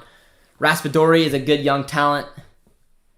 Chiesa as well could come on for the wings. Brian Cristante could have represented Canada, but there is some good talent. Bellotti as well could come on if needed. Looking at the Swiss bench, they got some talent as well. Ruben Vargas could come on later on. Dennis Zakaria is a good one. But they have some awesome. Our boy Gregor Kobel is now on the bench for the Swiss as well. hopefully Canada can have actual home games. I'm thinking more than likely they will. It looks like, I mean, with happening with Montreal Canadiens and the border restrictions, it's looking eventually, hopefully by September, that'll happen. Jamaica's got the best goalkeeper in CONCACAF in Blake. I don't think you can. I think you're missing Keylor Navas, my man. Yeah, I mean Blake is a good keeper, but Keylor Navas, no other CONCACAF keeper can touch Navas, man. I hope the experiences of David and Davies can drag Canada through, but they need to pull up their weight, especially in my opinion. Yeah. I mean everyone's got to be able to contribute, and we saw that they can at least. I mean with the terms of Davies being really shut down in the last match, it was a little bit challenging for him. He was getting ran over left, right, and center, and other players did come up. I said in CONCACAF. Keylor Navas is from the CONCACAF, my guy. He's from Costa Rica. The best keeper in the CONCACAF by far is Keylor Navas, and he's Costa Rican. Slip your mind, my man. Liverpool, we're looking at Ikone, but Lille asked for 40 mil. I wouldn't. Oh, I meant leagues in the CONCACAF. Okay, that makes more sense. I thought you just meant in CONCACAF teams in general. But yes, in leagues in CONCACAF, yeah, Blake is an excellent one. Yeah, I wouldn't spend 40 mil on Ikone. Not a chance. I'd spend like 25 maybe. Cheeky little Keylor Navas. Pop him in with the nanny SBC. There you are. Andre Blake is like the 5th best CONCACAF keeper. I guess you're just talking about in terms of playing in a CONCACAF league. So, Blake is one of the best in the MLS, that's for sure. Ochoa is a good one as well. Ochoa's got a lot of experience. Ochoa has declined. He isn't the best anymore. Yeah. I mean, Ochoa. I've always liked Ochoa, but I do agree. I mean, Blake's younger, more commanding in my opinion, but I don't know. You can't still. Yeah, I mean, it'd be between those two.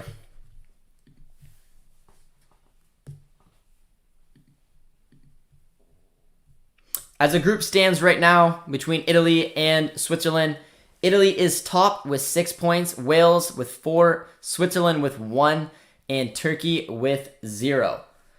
So as Switzerland beat Turkey in their last game, it puts them in a good position with 4 points. But I think the Turks are pretty much done here. Second half is gonna get underway. Besides, he can't stop long shots. Michael Bradley got a long shot on him from distance. Our boy Michael Bradley. I'm sure if we had 11 Josh clones playing yesterday against Haiti, we still could have easily won. You haven't seen me in net, man. You haven't seen me in net or my defensive abilities. I was definitely an attacker in my day, man. A little movement from the Swiss bench. They're shaking things up front. Donnarumma's giving a nice little wave. Second half is about to kick off. But I like your confidence in me. I played as a winger, so again, very useful for only one position, man. Should we accept Abraham plus 60 million for Holland? Not a chance.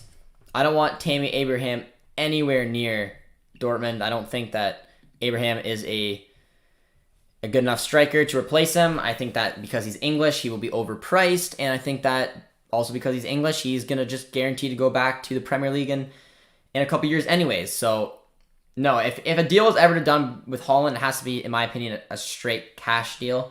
You'll get your most bang for your buck. Tammy Abraham, in my opinion, is worth like 25K. That is it. I don't rate him. Plus 60, that puts it to 80, 85. A lot of people think that Abraham's worth 40, which then would put that up to 100, which is still way less than what Holland is valued at. Like, if you're going to get Haaland this summer, you're going to have to put up like 170 mil to try to get that down. So offering Abraham plus money for Haaland, to me, is a slap in the face. But I don't know. What do you guys think? I wouldn't go near that deal with a 10-foot pole. I really don't want Tammy Abraham on my club. I don't think he's good enough. Not the biggest fan of him, and he had a poor season this year. Very nicely well played out there from the Italians. Breakout. That was very well done. Gully says, are you 24? I am 25. I am 25 now. When I shave the beard, I look back to 13, but what can you do? Xhaka looks like an absolute goof with his hair. I'm not digging the bleach blonde hair on Granit Xhaka. I'm not liking it. Tammy should be worth 20 million max. White, I am absolutely on board with you, man.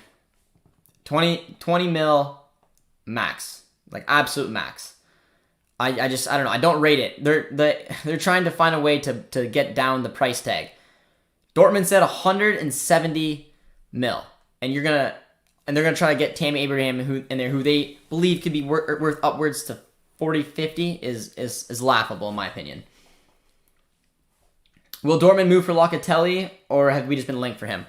The rumors have been around him. The price tag's about 40 million euros. I can almost promise you that he will not come to Dortmund. I can promise you will not come to Dortmund. We are not dropping 40 mil on a central midfielder. We probably won't drop 40 mil in general this window. There's no way Locatelli comes to Dortmund. If anything, he'll probably make a jump to Juve.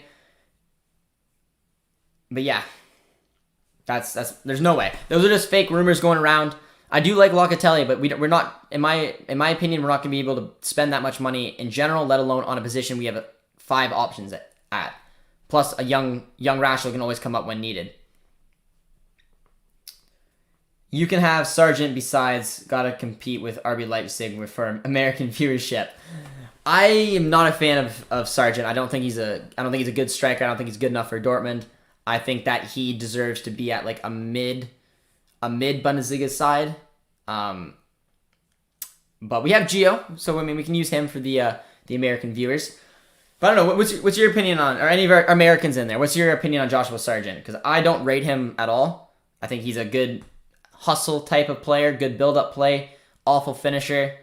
And I think a team like Hoffenheim, maybe, would be an okay fit for him. They play in the two-striker, the 3-5-2. Bro, you got Ronaldo genetics. You look 20. I'll take it with a compliment. Used to be an issue with trying to get into bars, but we're well past that now.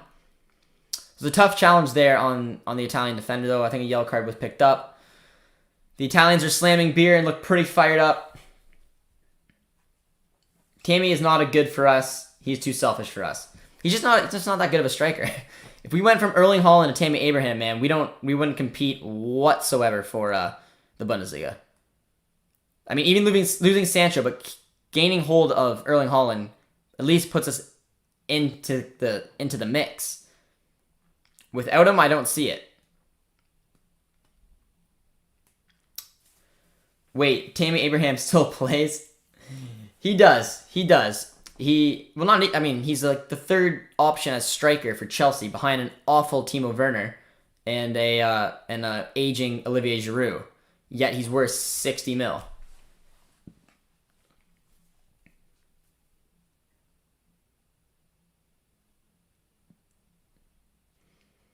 If we can at least 3 to 4 title back-to-back, we may be able to spend 50 mil on a single player. It's hard. Yeah, Dortmund just don't spend a lot of money. It is what it is. I think the most you'll see this year will probably be between 30, 35 mil would be my guess. And it will be on Sancho's replacement. It'll probably be on Malen. Sargent is poor when it comes to finishing. I think Stuttgart works their American coach as well. That's an even better pick. It's an even better pick. I was thinking of like a 2-man formation because that's kind of what he played with a little bit at Bremen, and I know Hoffenheim plays it. But yeah, Stuttgart would be an excellent destination for him. The American manager, the system, they got some good players. They're going to get a little bit of money. Looks like A couple of their players will be moving on. Alberti with a poor ball there. He's solid. Stuttgart would be a good fit. Yep, West, I absolutely agree. Di Lorenzo with a nice ball, top of the box. Finds Locatelli. Oh, what a hit. That's a brace. Locatelli, maybe he is doing a little audition for Dortmund today. Or, I mean, more likely, like I said, probably Juve. But what a hit. That's his second of the night. The defensive midfielder from Italy. Absolutely beautiful hit. And Italy will be cruising from here, man. Are there any news of any celebrity passing away as Ramsey scored today?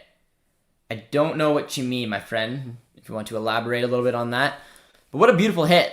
Locatelli found a little bit of space, poor marking, no one had him, took it with his left, and found it absolutely to perfection in the back of the net, man. Italy is looking good. Jan Sommer did not even move a muscle for that. It was a good hit. Hit it with his left, hit it with pace, hit it with precision. Not much you can do, man. Not much you can do there. What about Holland? Do you think he makes him score too much? What about Holland? Do you think makes him score? What do I think make him score so much? I mean, I think it's his hunger, his drive. He's just got that natural athleticism. Erling Haaland is he's a built goal scorer, man. He's an absolutely built goal scorer. If Dortmund wants more U.S. viewers, play Gio centrally a lot. Yeah. Gio did not have, like I said, he had a slow season this year. But you can't play him on the wing. You need to play in that awkward little 3-4-2-1 formation to get your best out of Gio. Or just play him straight up as a 10 and not focus on playing Royce. But I don't think that's going to happen. No foul given there on Immobile. It's a little surprising. Dom is back, says, let's go Wales. He's fired right up. His boys look to be going to the round of 16. And I think that you're going to be right on. Dom, did you put any money on your Welsh team today? Because they did very well. They picked up an unlikely 2-0 victory, even with a Gareth Bale skyward shot. Italy are the dark horses for sure. They look really good. They look really good in this tournament. When I think of dark horses, though, I don't think of like the usuals. So I mean, Italy's won a lot over their years. So it's hard to count them as a dark horse. But Italy, in my opinion, are one of the favorites of this tournament. I wouldn't have said that before, but looking at their performances, they look excellent. Very well organized, know their identity, know what they need to do. It's very good to see. There's a curse whenever Ramsey scores, some celebrity dies. Oh my. I've never heard of that. That is quite sad. Come on, Switzerland. Super Sweet is not impressed with the scoreline. Gio was the best player in the Nations League. Gio's got a lot of talent, man. He's got a lot of talent. But I think he needs to play a little bit more for Dortmund if he's going to need to break out. But it's hard to do so. I don't find a way that we can fit him into a starting 11 under Marco Rosa. I think Marco Rosa is going to play the 4-2-3-1, which is going to make it hard for Gio to make it in. It's a good ball down the side. I love how passionate the Italians are. I do as well. I like watching them sing the national anthem. It makes things very uncomfortable for the young lads sitting in front of them. But there is a lot of passion with the Italians. And it's looking like they're on pace for a nice little deep run. They look a lot better than the previous tournaments where they've had the likes of Eder and Pele leading the line. Well, Josh, I meant that there's a curse. Yeah, I did not know that there was a curse. I'm surprised I never even heard of that. But hopefully the celebrities stay safe after Ramsey's goal today. Nicely defended there, but Shaqiri takes it down the other way. A lot of blue shirts, man. The Swiss are having a lot of troubles being able to create any type of chance. Yeah, bro, only $20 to get like 50. Didn't want to bet too much. You didn't back your boys, but they did. They had a good performance today. Gareth Bale still with 2 assists, even though he had that missed penalty. They look good though.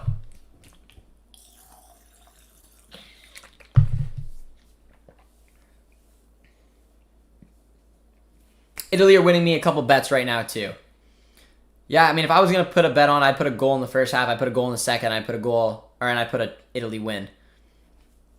But we had another bet that was coming in that said Italy would score in the first half, but it would end up being a 1-1 draw, and that doesn't, or at least a draw, but it doesn't look like that's gonna be the case.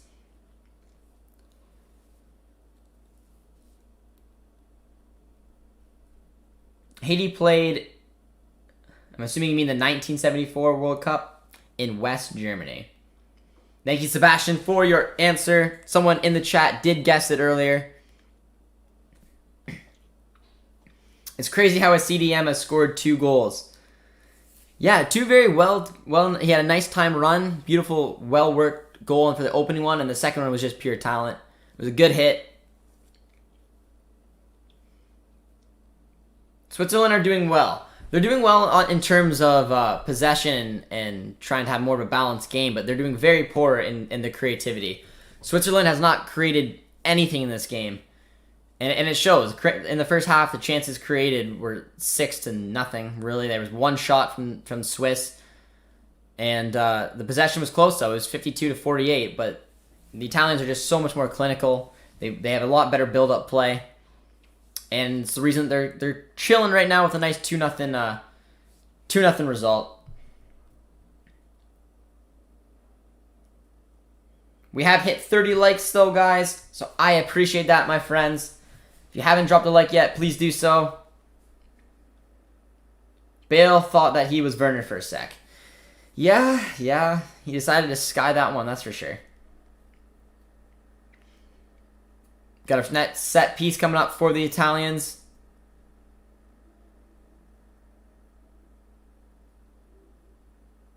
It's Insigne, very well defended. Swiss just subbed 2 defenders. They're going for it.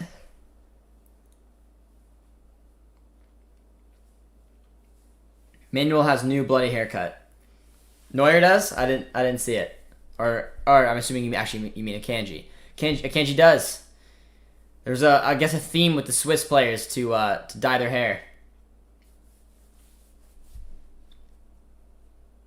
Nice ball. Locatelli so far has been man of the match. I don't think anyone can question that.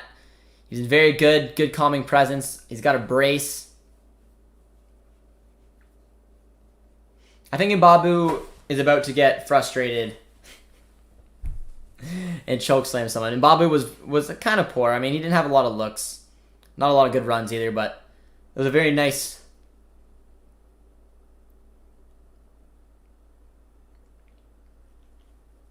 Even against the U.S., the Swiss weren't creative at all. They only won because of our mistakes. Yeah, I mean, they haven't created anything. They have. I mean, it's surprising. They've had, like I said, they have had a good chunk of possession today. But they've done absolutely nothing with it. They've, more times than not, just kind of went for it instead of having any type of build-up play, which has just been easily shut down by the Swiss back line.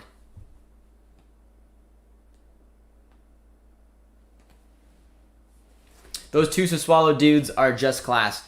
They are. It's why Sassuolo had such a good season. Berardi and Locatelli, both of them probably should move on, and both of them can. I mean, Berardi could have been moving on for a while now. I believe he had like something like 17 goals. What was it? 17 goals, 11 assists? 15 goals, 11 assists, something like that a few seasons ago. And no one went after him. There's a few looks, but no one really put the money into him, and for his own sakes, he needs to move on, man. He's such a good player. New haircut for me kind of vibes. Fair. BBB is coming to Swiss for a training camp. I was invited to their camp, but had to say no due to other commitments. Shaqiri blazes one over. That sucks, Sebastian. BBB is going to Switzerland to do their camp. That's a shame. You could have went in there. But I mean, Berardi would be literally an excellent look for Dortmund. He's an excellent player. He's in his prime of his career. Italian international. Plays on the wings, can play on the right, can play on the left. He would be a natural good replacement for Sancho. Won't ever happen, but look at the space through the midfield that this Italian side can run through. The poor ball in the end, but it's falling. Oh, poor ball to Barella. Find Locatelli for the hat-trick. Spurs did an absolute Spurs thing, replacing Mourinho with former Roma manager. Is it official? Is Fonseca the new Spurs manager? I like Fonseca. I think he did an excellent job considering what he had to play in front of at Roma. That was not an easy job to go into. A lot of issues behind the scenes. He wasn't exceptional, but I thought he did a decent job. But I mean, who would want to go to Spurs, man? If you're about to lose Harry Kane and you've just basically just been mediocre for the past few years, like it's not a good look, and it's not a really desirable goal. Oh, the tough challenge. Yeah, Des was basically undercover Swiss. He probably could have won us the game at the Swiss, and Bellhauser knew nothing about the sport. There you are.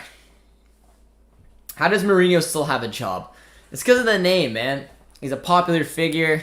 I mean, it's not a coincidence that they did the Amazon documentary almost exclusively around Mourinho. And Roma is taking a toll on him. I promise you that he will fail miserably at Roma. That he's not going to get anything that he's going to want to have with Roma. He's going to be on a very small budget. They're not going to be able to compete for any type of silverware, in my opinion. I mean, he's going to have a real eye opener at Roma. I'm surprised he took that job. After 2 years, when Fonseca got sacked, Mourinho to replace him, Fonseca will go to Rome. Yeah, it's a Portuguese swap, is what it really was. Fonseca to Tottenham. I personally think Fonseca will do better at Tottenham than Mourinho would do at Roma. I think Fonseca is a good manager. He's going to have some talent to work with, especially if they decide not to sell Harry Kane.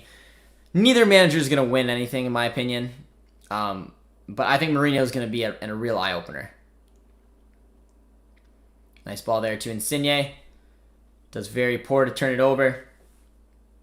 Brian Reynolds is going to be benched at Roma.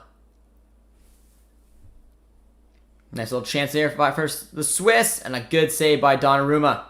Another very good save as well. Yeah, Brian Reynolds, I don't think he's gonna have a lot of opportunity at Roma, but you never know. You might get that push. You need to get that young talented American out there, because he's a good fullback. I think if you give him a little bit of looks, he could surprise a few of us. But nice ball there to Shaqiri. The Italians are smooth sailing, man. At least the Swiss are going for it a little bit more, trying to create something. Shaqiri is a little bit more involved. They had a couple little opportunities down the left-hand side, but Donnarumma stood still, had a nice recovery save, did very well. Nice ball, working out from the back. Another ball down to Berardi, looks very good. Cutting on the left. Oh, he skies it. Absolutely skies it. Will Terzic go manage another club or stay at BVB as an assistant? I thought Terzic was going to move over and become a new manager somewhere else. I thought the Frankfurt job was screaming his name. He decided to stay where he is. I think he's going to stay as assistant manager for at least this season. He loves black and yellow. He wants to be here. He wants to stay. So that's kind of how I see it going out. And he's going to be a second fiddle to Marco Rose. Yeah, they said that he's actually good on defense, but it's nervous going forward, unlike in Dallas. Yeah, I've seen him on the left and the right. Fonseca played in that 3-4-2-1 formation. So when you saw Reynolds play, he played as a left wing back or a right wing back.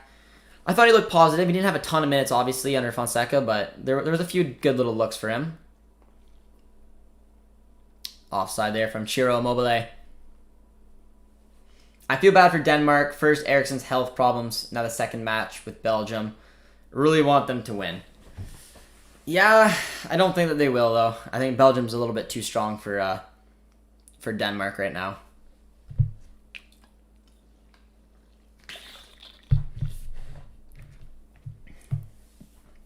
I can't believe Bayern's side signed Bunasar, the worst signing over Baku. Baku is a phenomenal right back, man. Very impressive watching him play. It's a shame that he won't come to Dortmund. I would love he'd be the perfect target for us, but unfortunately, it's just not the case.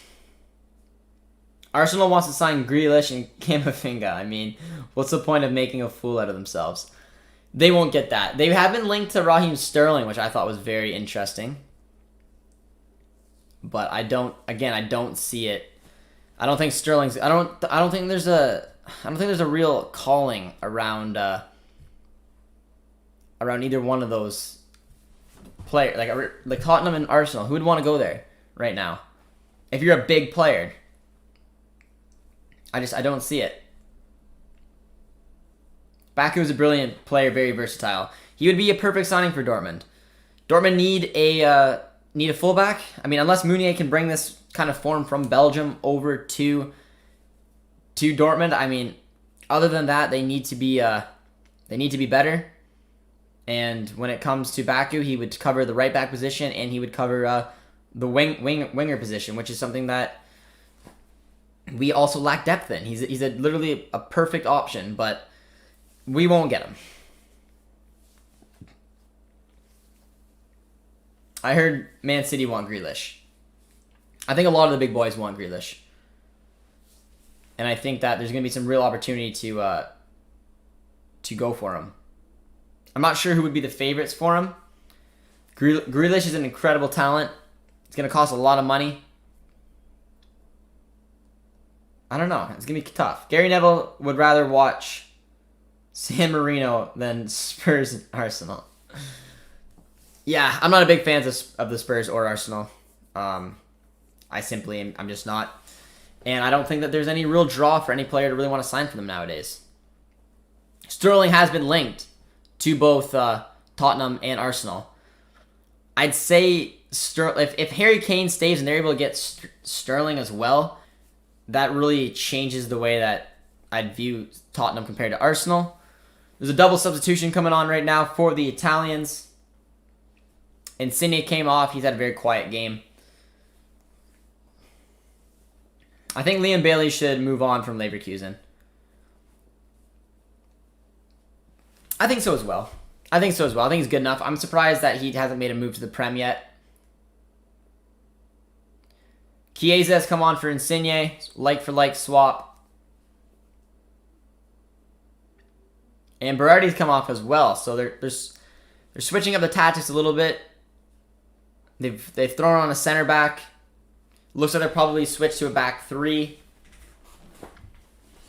Interesting approach from the Italians. Really want to see this thing out with 20 to go. Might be able to get a great striker plus a winger if Gabriel Jesus, Bernardo Silva, and Sterling move on.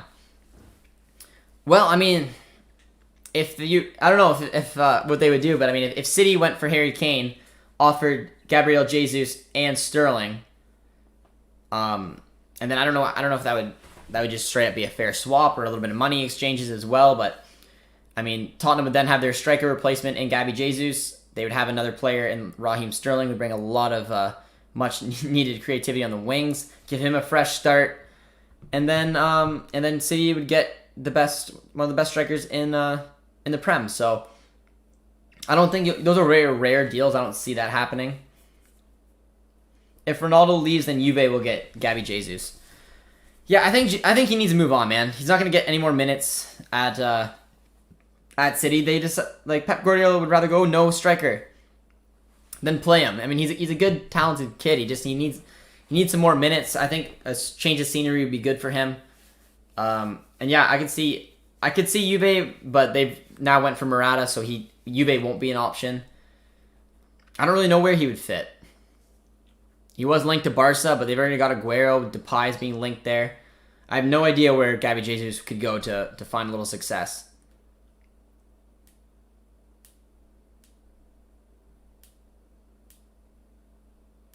Nicely done from the back. 70th minute, 20 to go.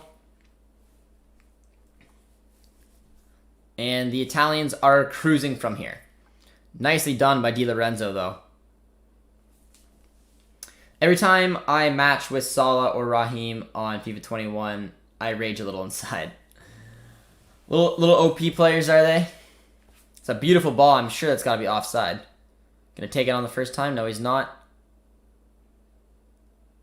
Nicely down. Finds Shaqiri. Backdoor. Back to Shaqiri. Nice little touch in the box.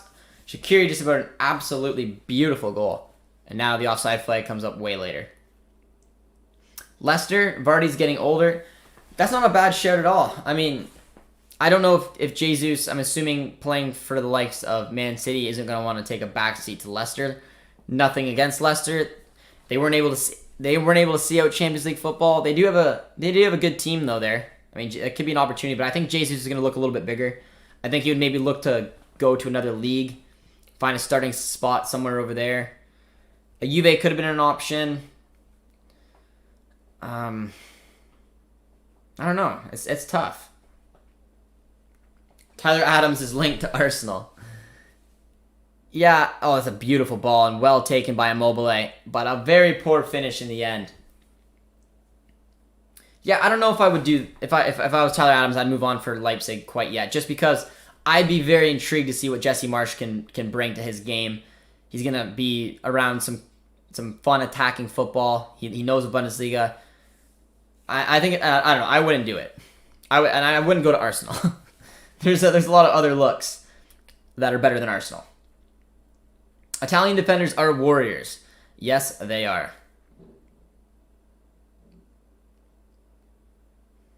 They are. They'll be able to... The Italians, when they get a lead like this, it'd be very rare to see them not be able to see it out. They know exactly how to defend. Like I said, Mancini's got an excellent look on this squad. He knows what he's doing.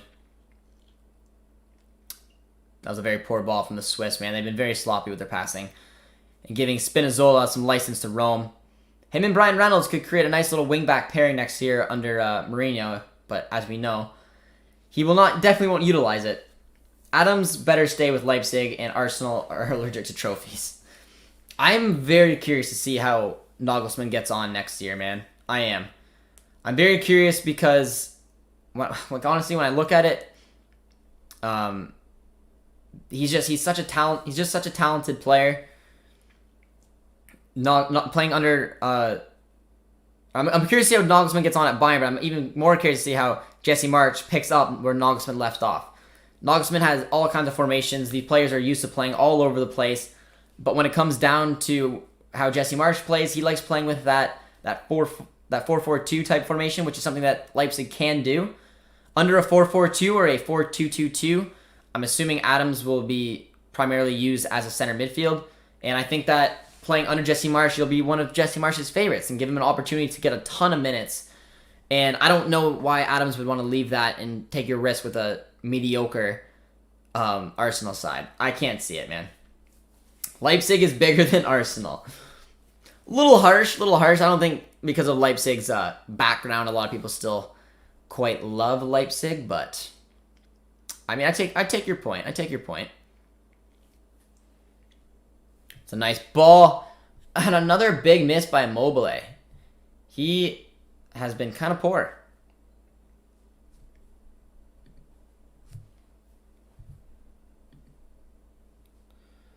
I just saw Catalina's message about Erling Haaland being shirtless. Oh, Catalina. That was a very poor ball, though, from Immobile.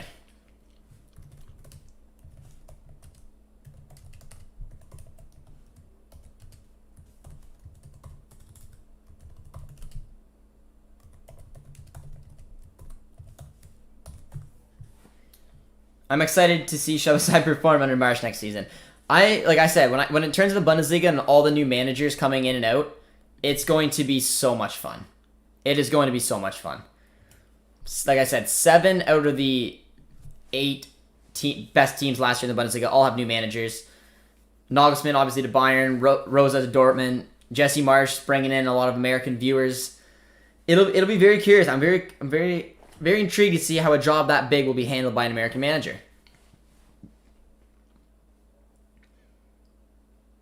No, Arsenal is bigger, even though they suck. I agree. I hope Jesse Marsch can fix Leipzig's sloppiness in possession with a 4-4-2. I think that he will. Like I said, with Nagelsmann, the thing that he made him so special with the Leipzig squad is that he'd switch into the 3-5-2,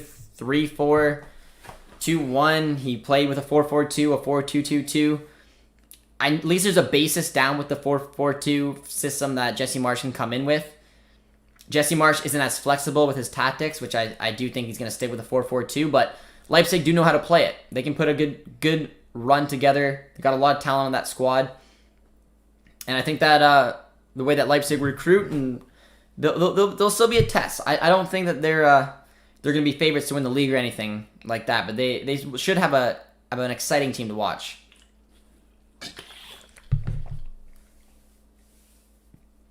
With legends leaving the Bundesliga and young players coming in, I'm expecting something next season. We'll be covering a lot of the Bundesliga next year.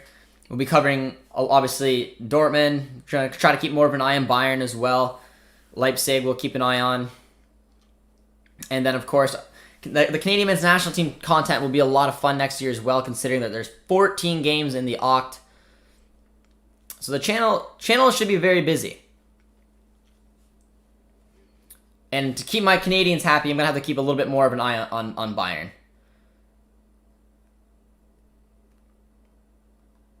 I've never hated RB. A part of me thinks that they wouldn't be hated as much if they were in West Germany. It's an interesting take. I mean, I just know. I mean, the Bundesliga is very different in terms of their history, their culture, and all that fun stuff. But when it comes down to it, it's tricky. It's tricky to take a look at how different Leipzig's run compared to all the other Bundesliga squads, and it's a reason that they get treated the way that they do. Hoffenheim comes down the same kind of way. Some teams like Leverkusen and Wolfsburg, for different reasons, got away with it, but I don't know. There's not a lot of love lost for Leipzig, man. There's a foul down there by Embolo, who takes down Barella, who had a nice little move there.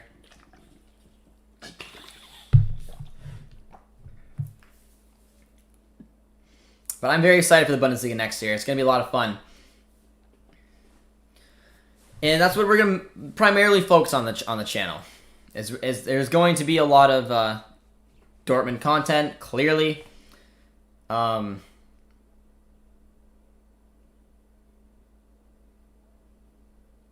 yeah, we are thinking. I don't know. Let me know what you guys think. But we had a partnership with Dortmund's Twitch.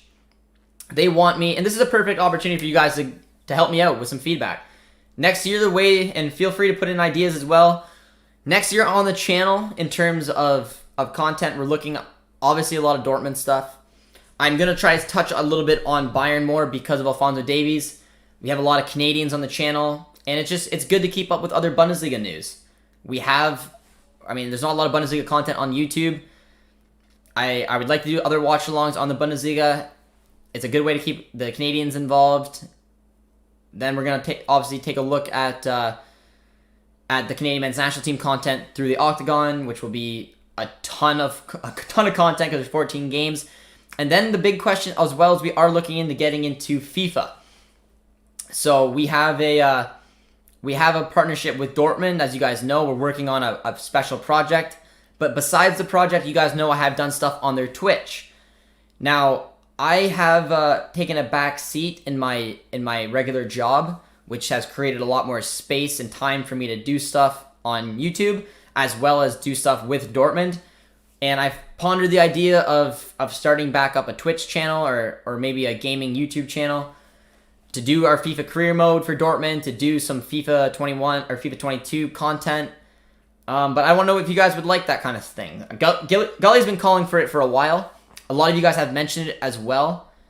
I have time to do it now because you guys have supported the channel so well and you've helped us grow. You've given me an opportunity to put a lot of time in the channel.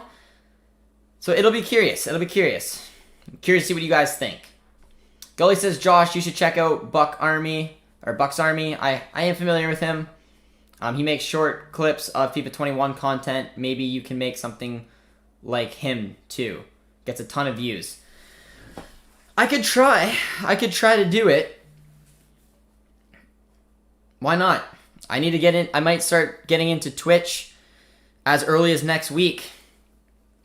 Would you guys rather see FIFA 21 content, like foot, or a career mode? If I was to start up with some FIFA content, because then we also Dortmund will probably help us in that aspect as well. But there's some conversations going on with them behind the scenes. We'll have to see what it leads to. But with the more time I have in the channel, that's always an option. Leipzig will be much different next season with players like Konate, Upamecano leaving. Yes, they will. If they get Maxence Lacroix, that's a massive pickup for them. It's basically they hate the American style ownership with Red Bull. They hate the fact that Red Bull is involved. Try TikTok.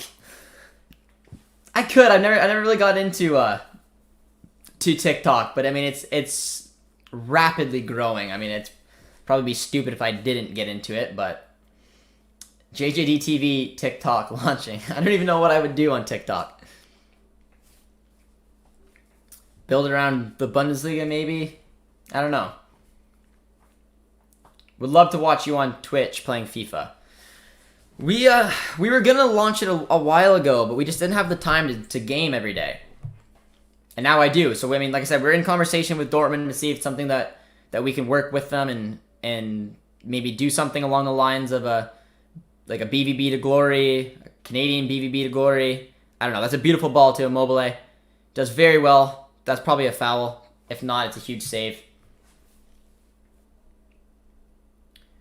Gaming content does well on TikTok too. Huh. You guys are giving me ideas. Gaming content on TikTok. You guys got me thinking. I didn't even know that people did gaming content on TikTok, to be honest. Angie's here, says we call Leipzig the Can Club. Yes, there's no love lost for Leipzig in Germany, that's for sure. But just do sports content and some gaming content, you'll do well on TikTok. I might look into it, man. I might look into it. If I did gaming, would you prefer gaming content on TikTok or Twitch? Because we might launch it sometime next week if I can get producer T over here to help me get it going, set up properly. Gaming content on TikTok is basically posting clips. Interesting. So probably TikTok and use some of that content, recycle it over on TikTok. You guys are saying Twitch. You're giving me some ideas. Would you guys be interested in a if I did launch my Twitch again next week? Would a new like foot career mode around like a Canadian, around a Dortmund player, something along those lines, be entertaining over the summer, or is there just too much international and I should wait till FIFA 22? Because that's a debate I'm also having. But I appreciate the feedback, my friends. It's a nice little chat while doing the watch along. Because we have thought about it, but I have time to be able to actually do it now. We don't have Chinese apps in India. Gully said I'd follow you on both. Locatelli, they're showing his goals today. He was absolutely fantastic.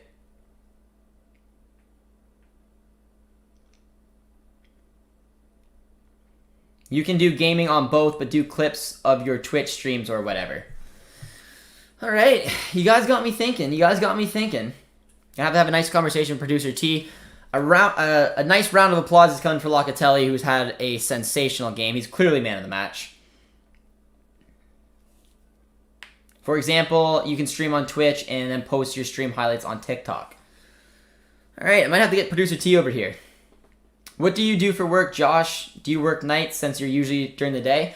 I was an insurance broker, but because of the success of the channel, our partnership with Dortmund, a few other projects that we're working on, I was able to kind of change my job around where I don't need to be in the office anymore.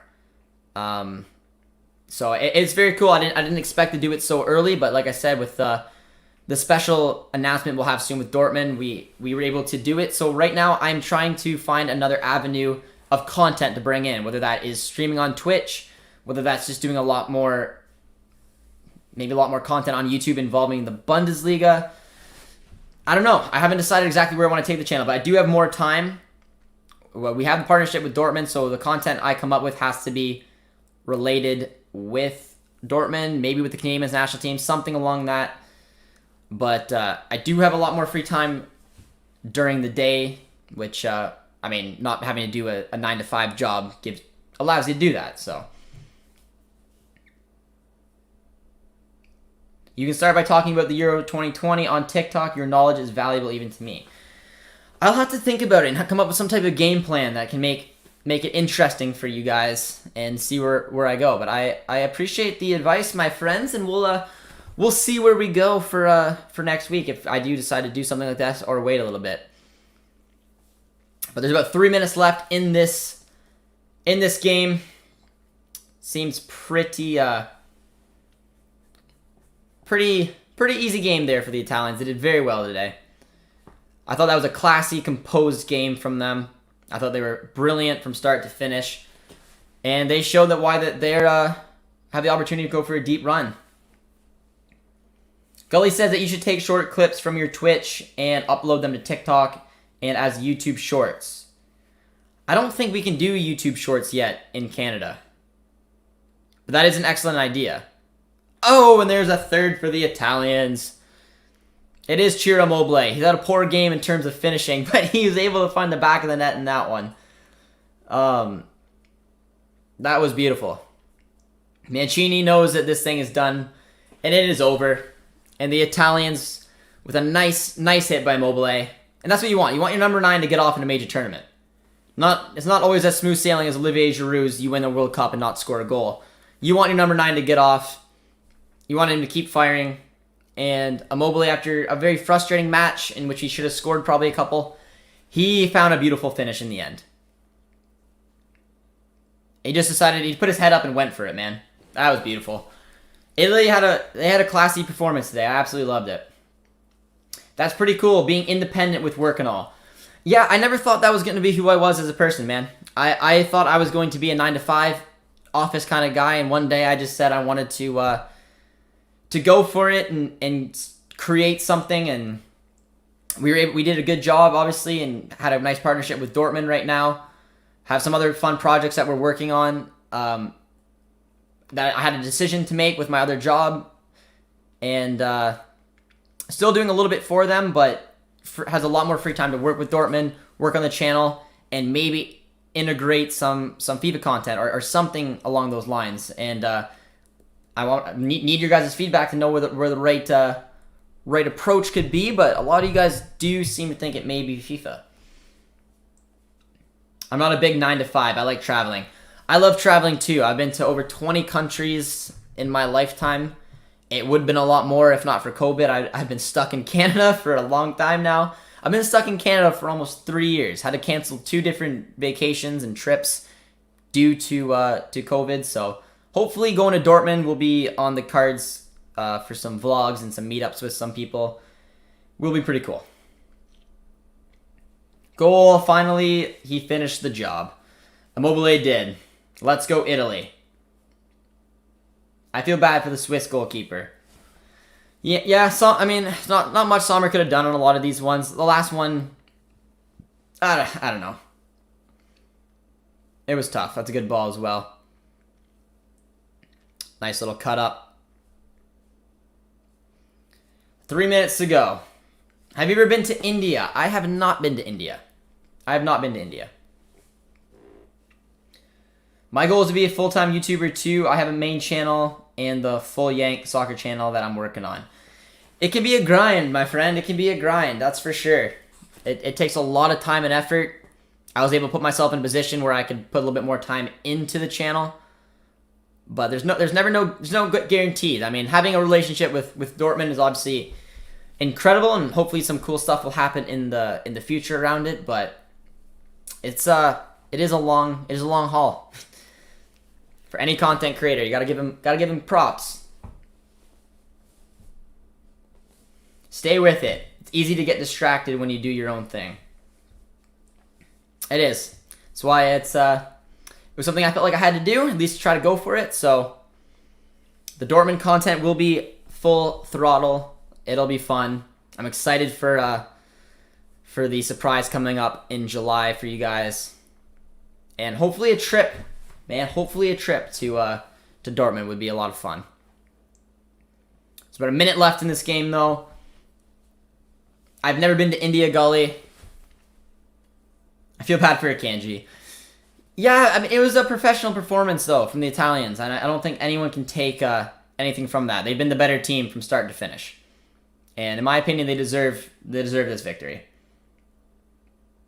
Except a fall vlog on this account in the fall, I'll get good pics of the Rockies. I like it, my man. I like it. Been to India. My dad is a pilot, and I kind of follow in his footsteps. Very, very cool. One of my good buddies is a pilot as well. He, when I was backpacking through Europe, he flew and met us in England, and then headed on over. Or no, sorry, he met us in Amsterdam, and then headed on over to Germany with us and watched Dortmund live. A lot of cool stuff that you can do when you're a pilot. That's for sure. You got to check out India when COVID calms down. You would love it. Go during Canadian winter. Yeah, I would love to go somewhere during Canadian winter. Canadian winters are not fun. But that is the game.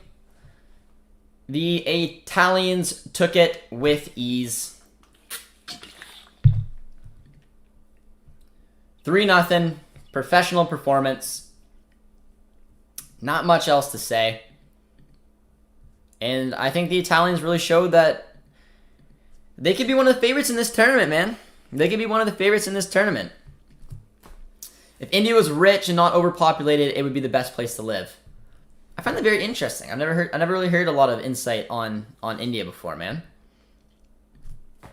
I'm also doing some marketing. Nice. Affiliate marketing, which requires only to be 18. I've been investing a lot. Very cool, my man. Very cool. I took international marketing. That's what I took in school. I majored in it. International business, majoring in marketing. Does help you, especially with the social media perspective. Come to Colorado for winter. They're beautiful here, and you can meet George. Have you met George before? I think it'd be something to miss George. George told me he's very tall, and my little 5'8" figure would look probably pretty funny up next against him. But maybe we'll see. But I'm bugging tactical manager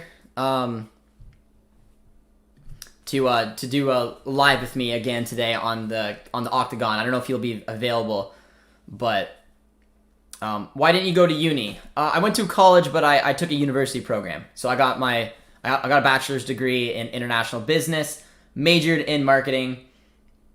So I didn't technically go to one, but we're gonna wrap it up for today, guys. I may be back later with Tactical Manager if I can convince him to do a live, and we can break down some of the octagons. So thank you guys for tuning in. Sure to drop a like on the way out. I appreciate the conversation that last little bit, and we'll see you guys soon.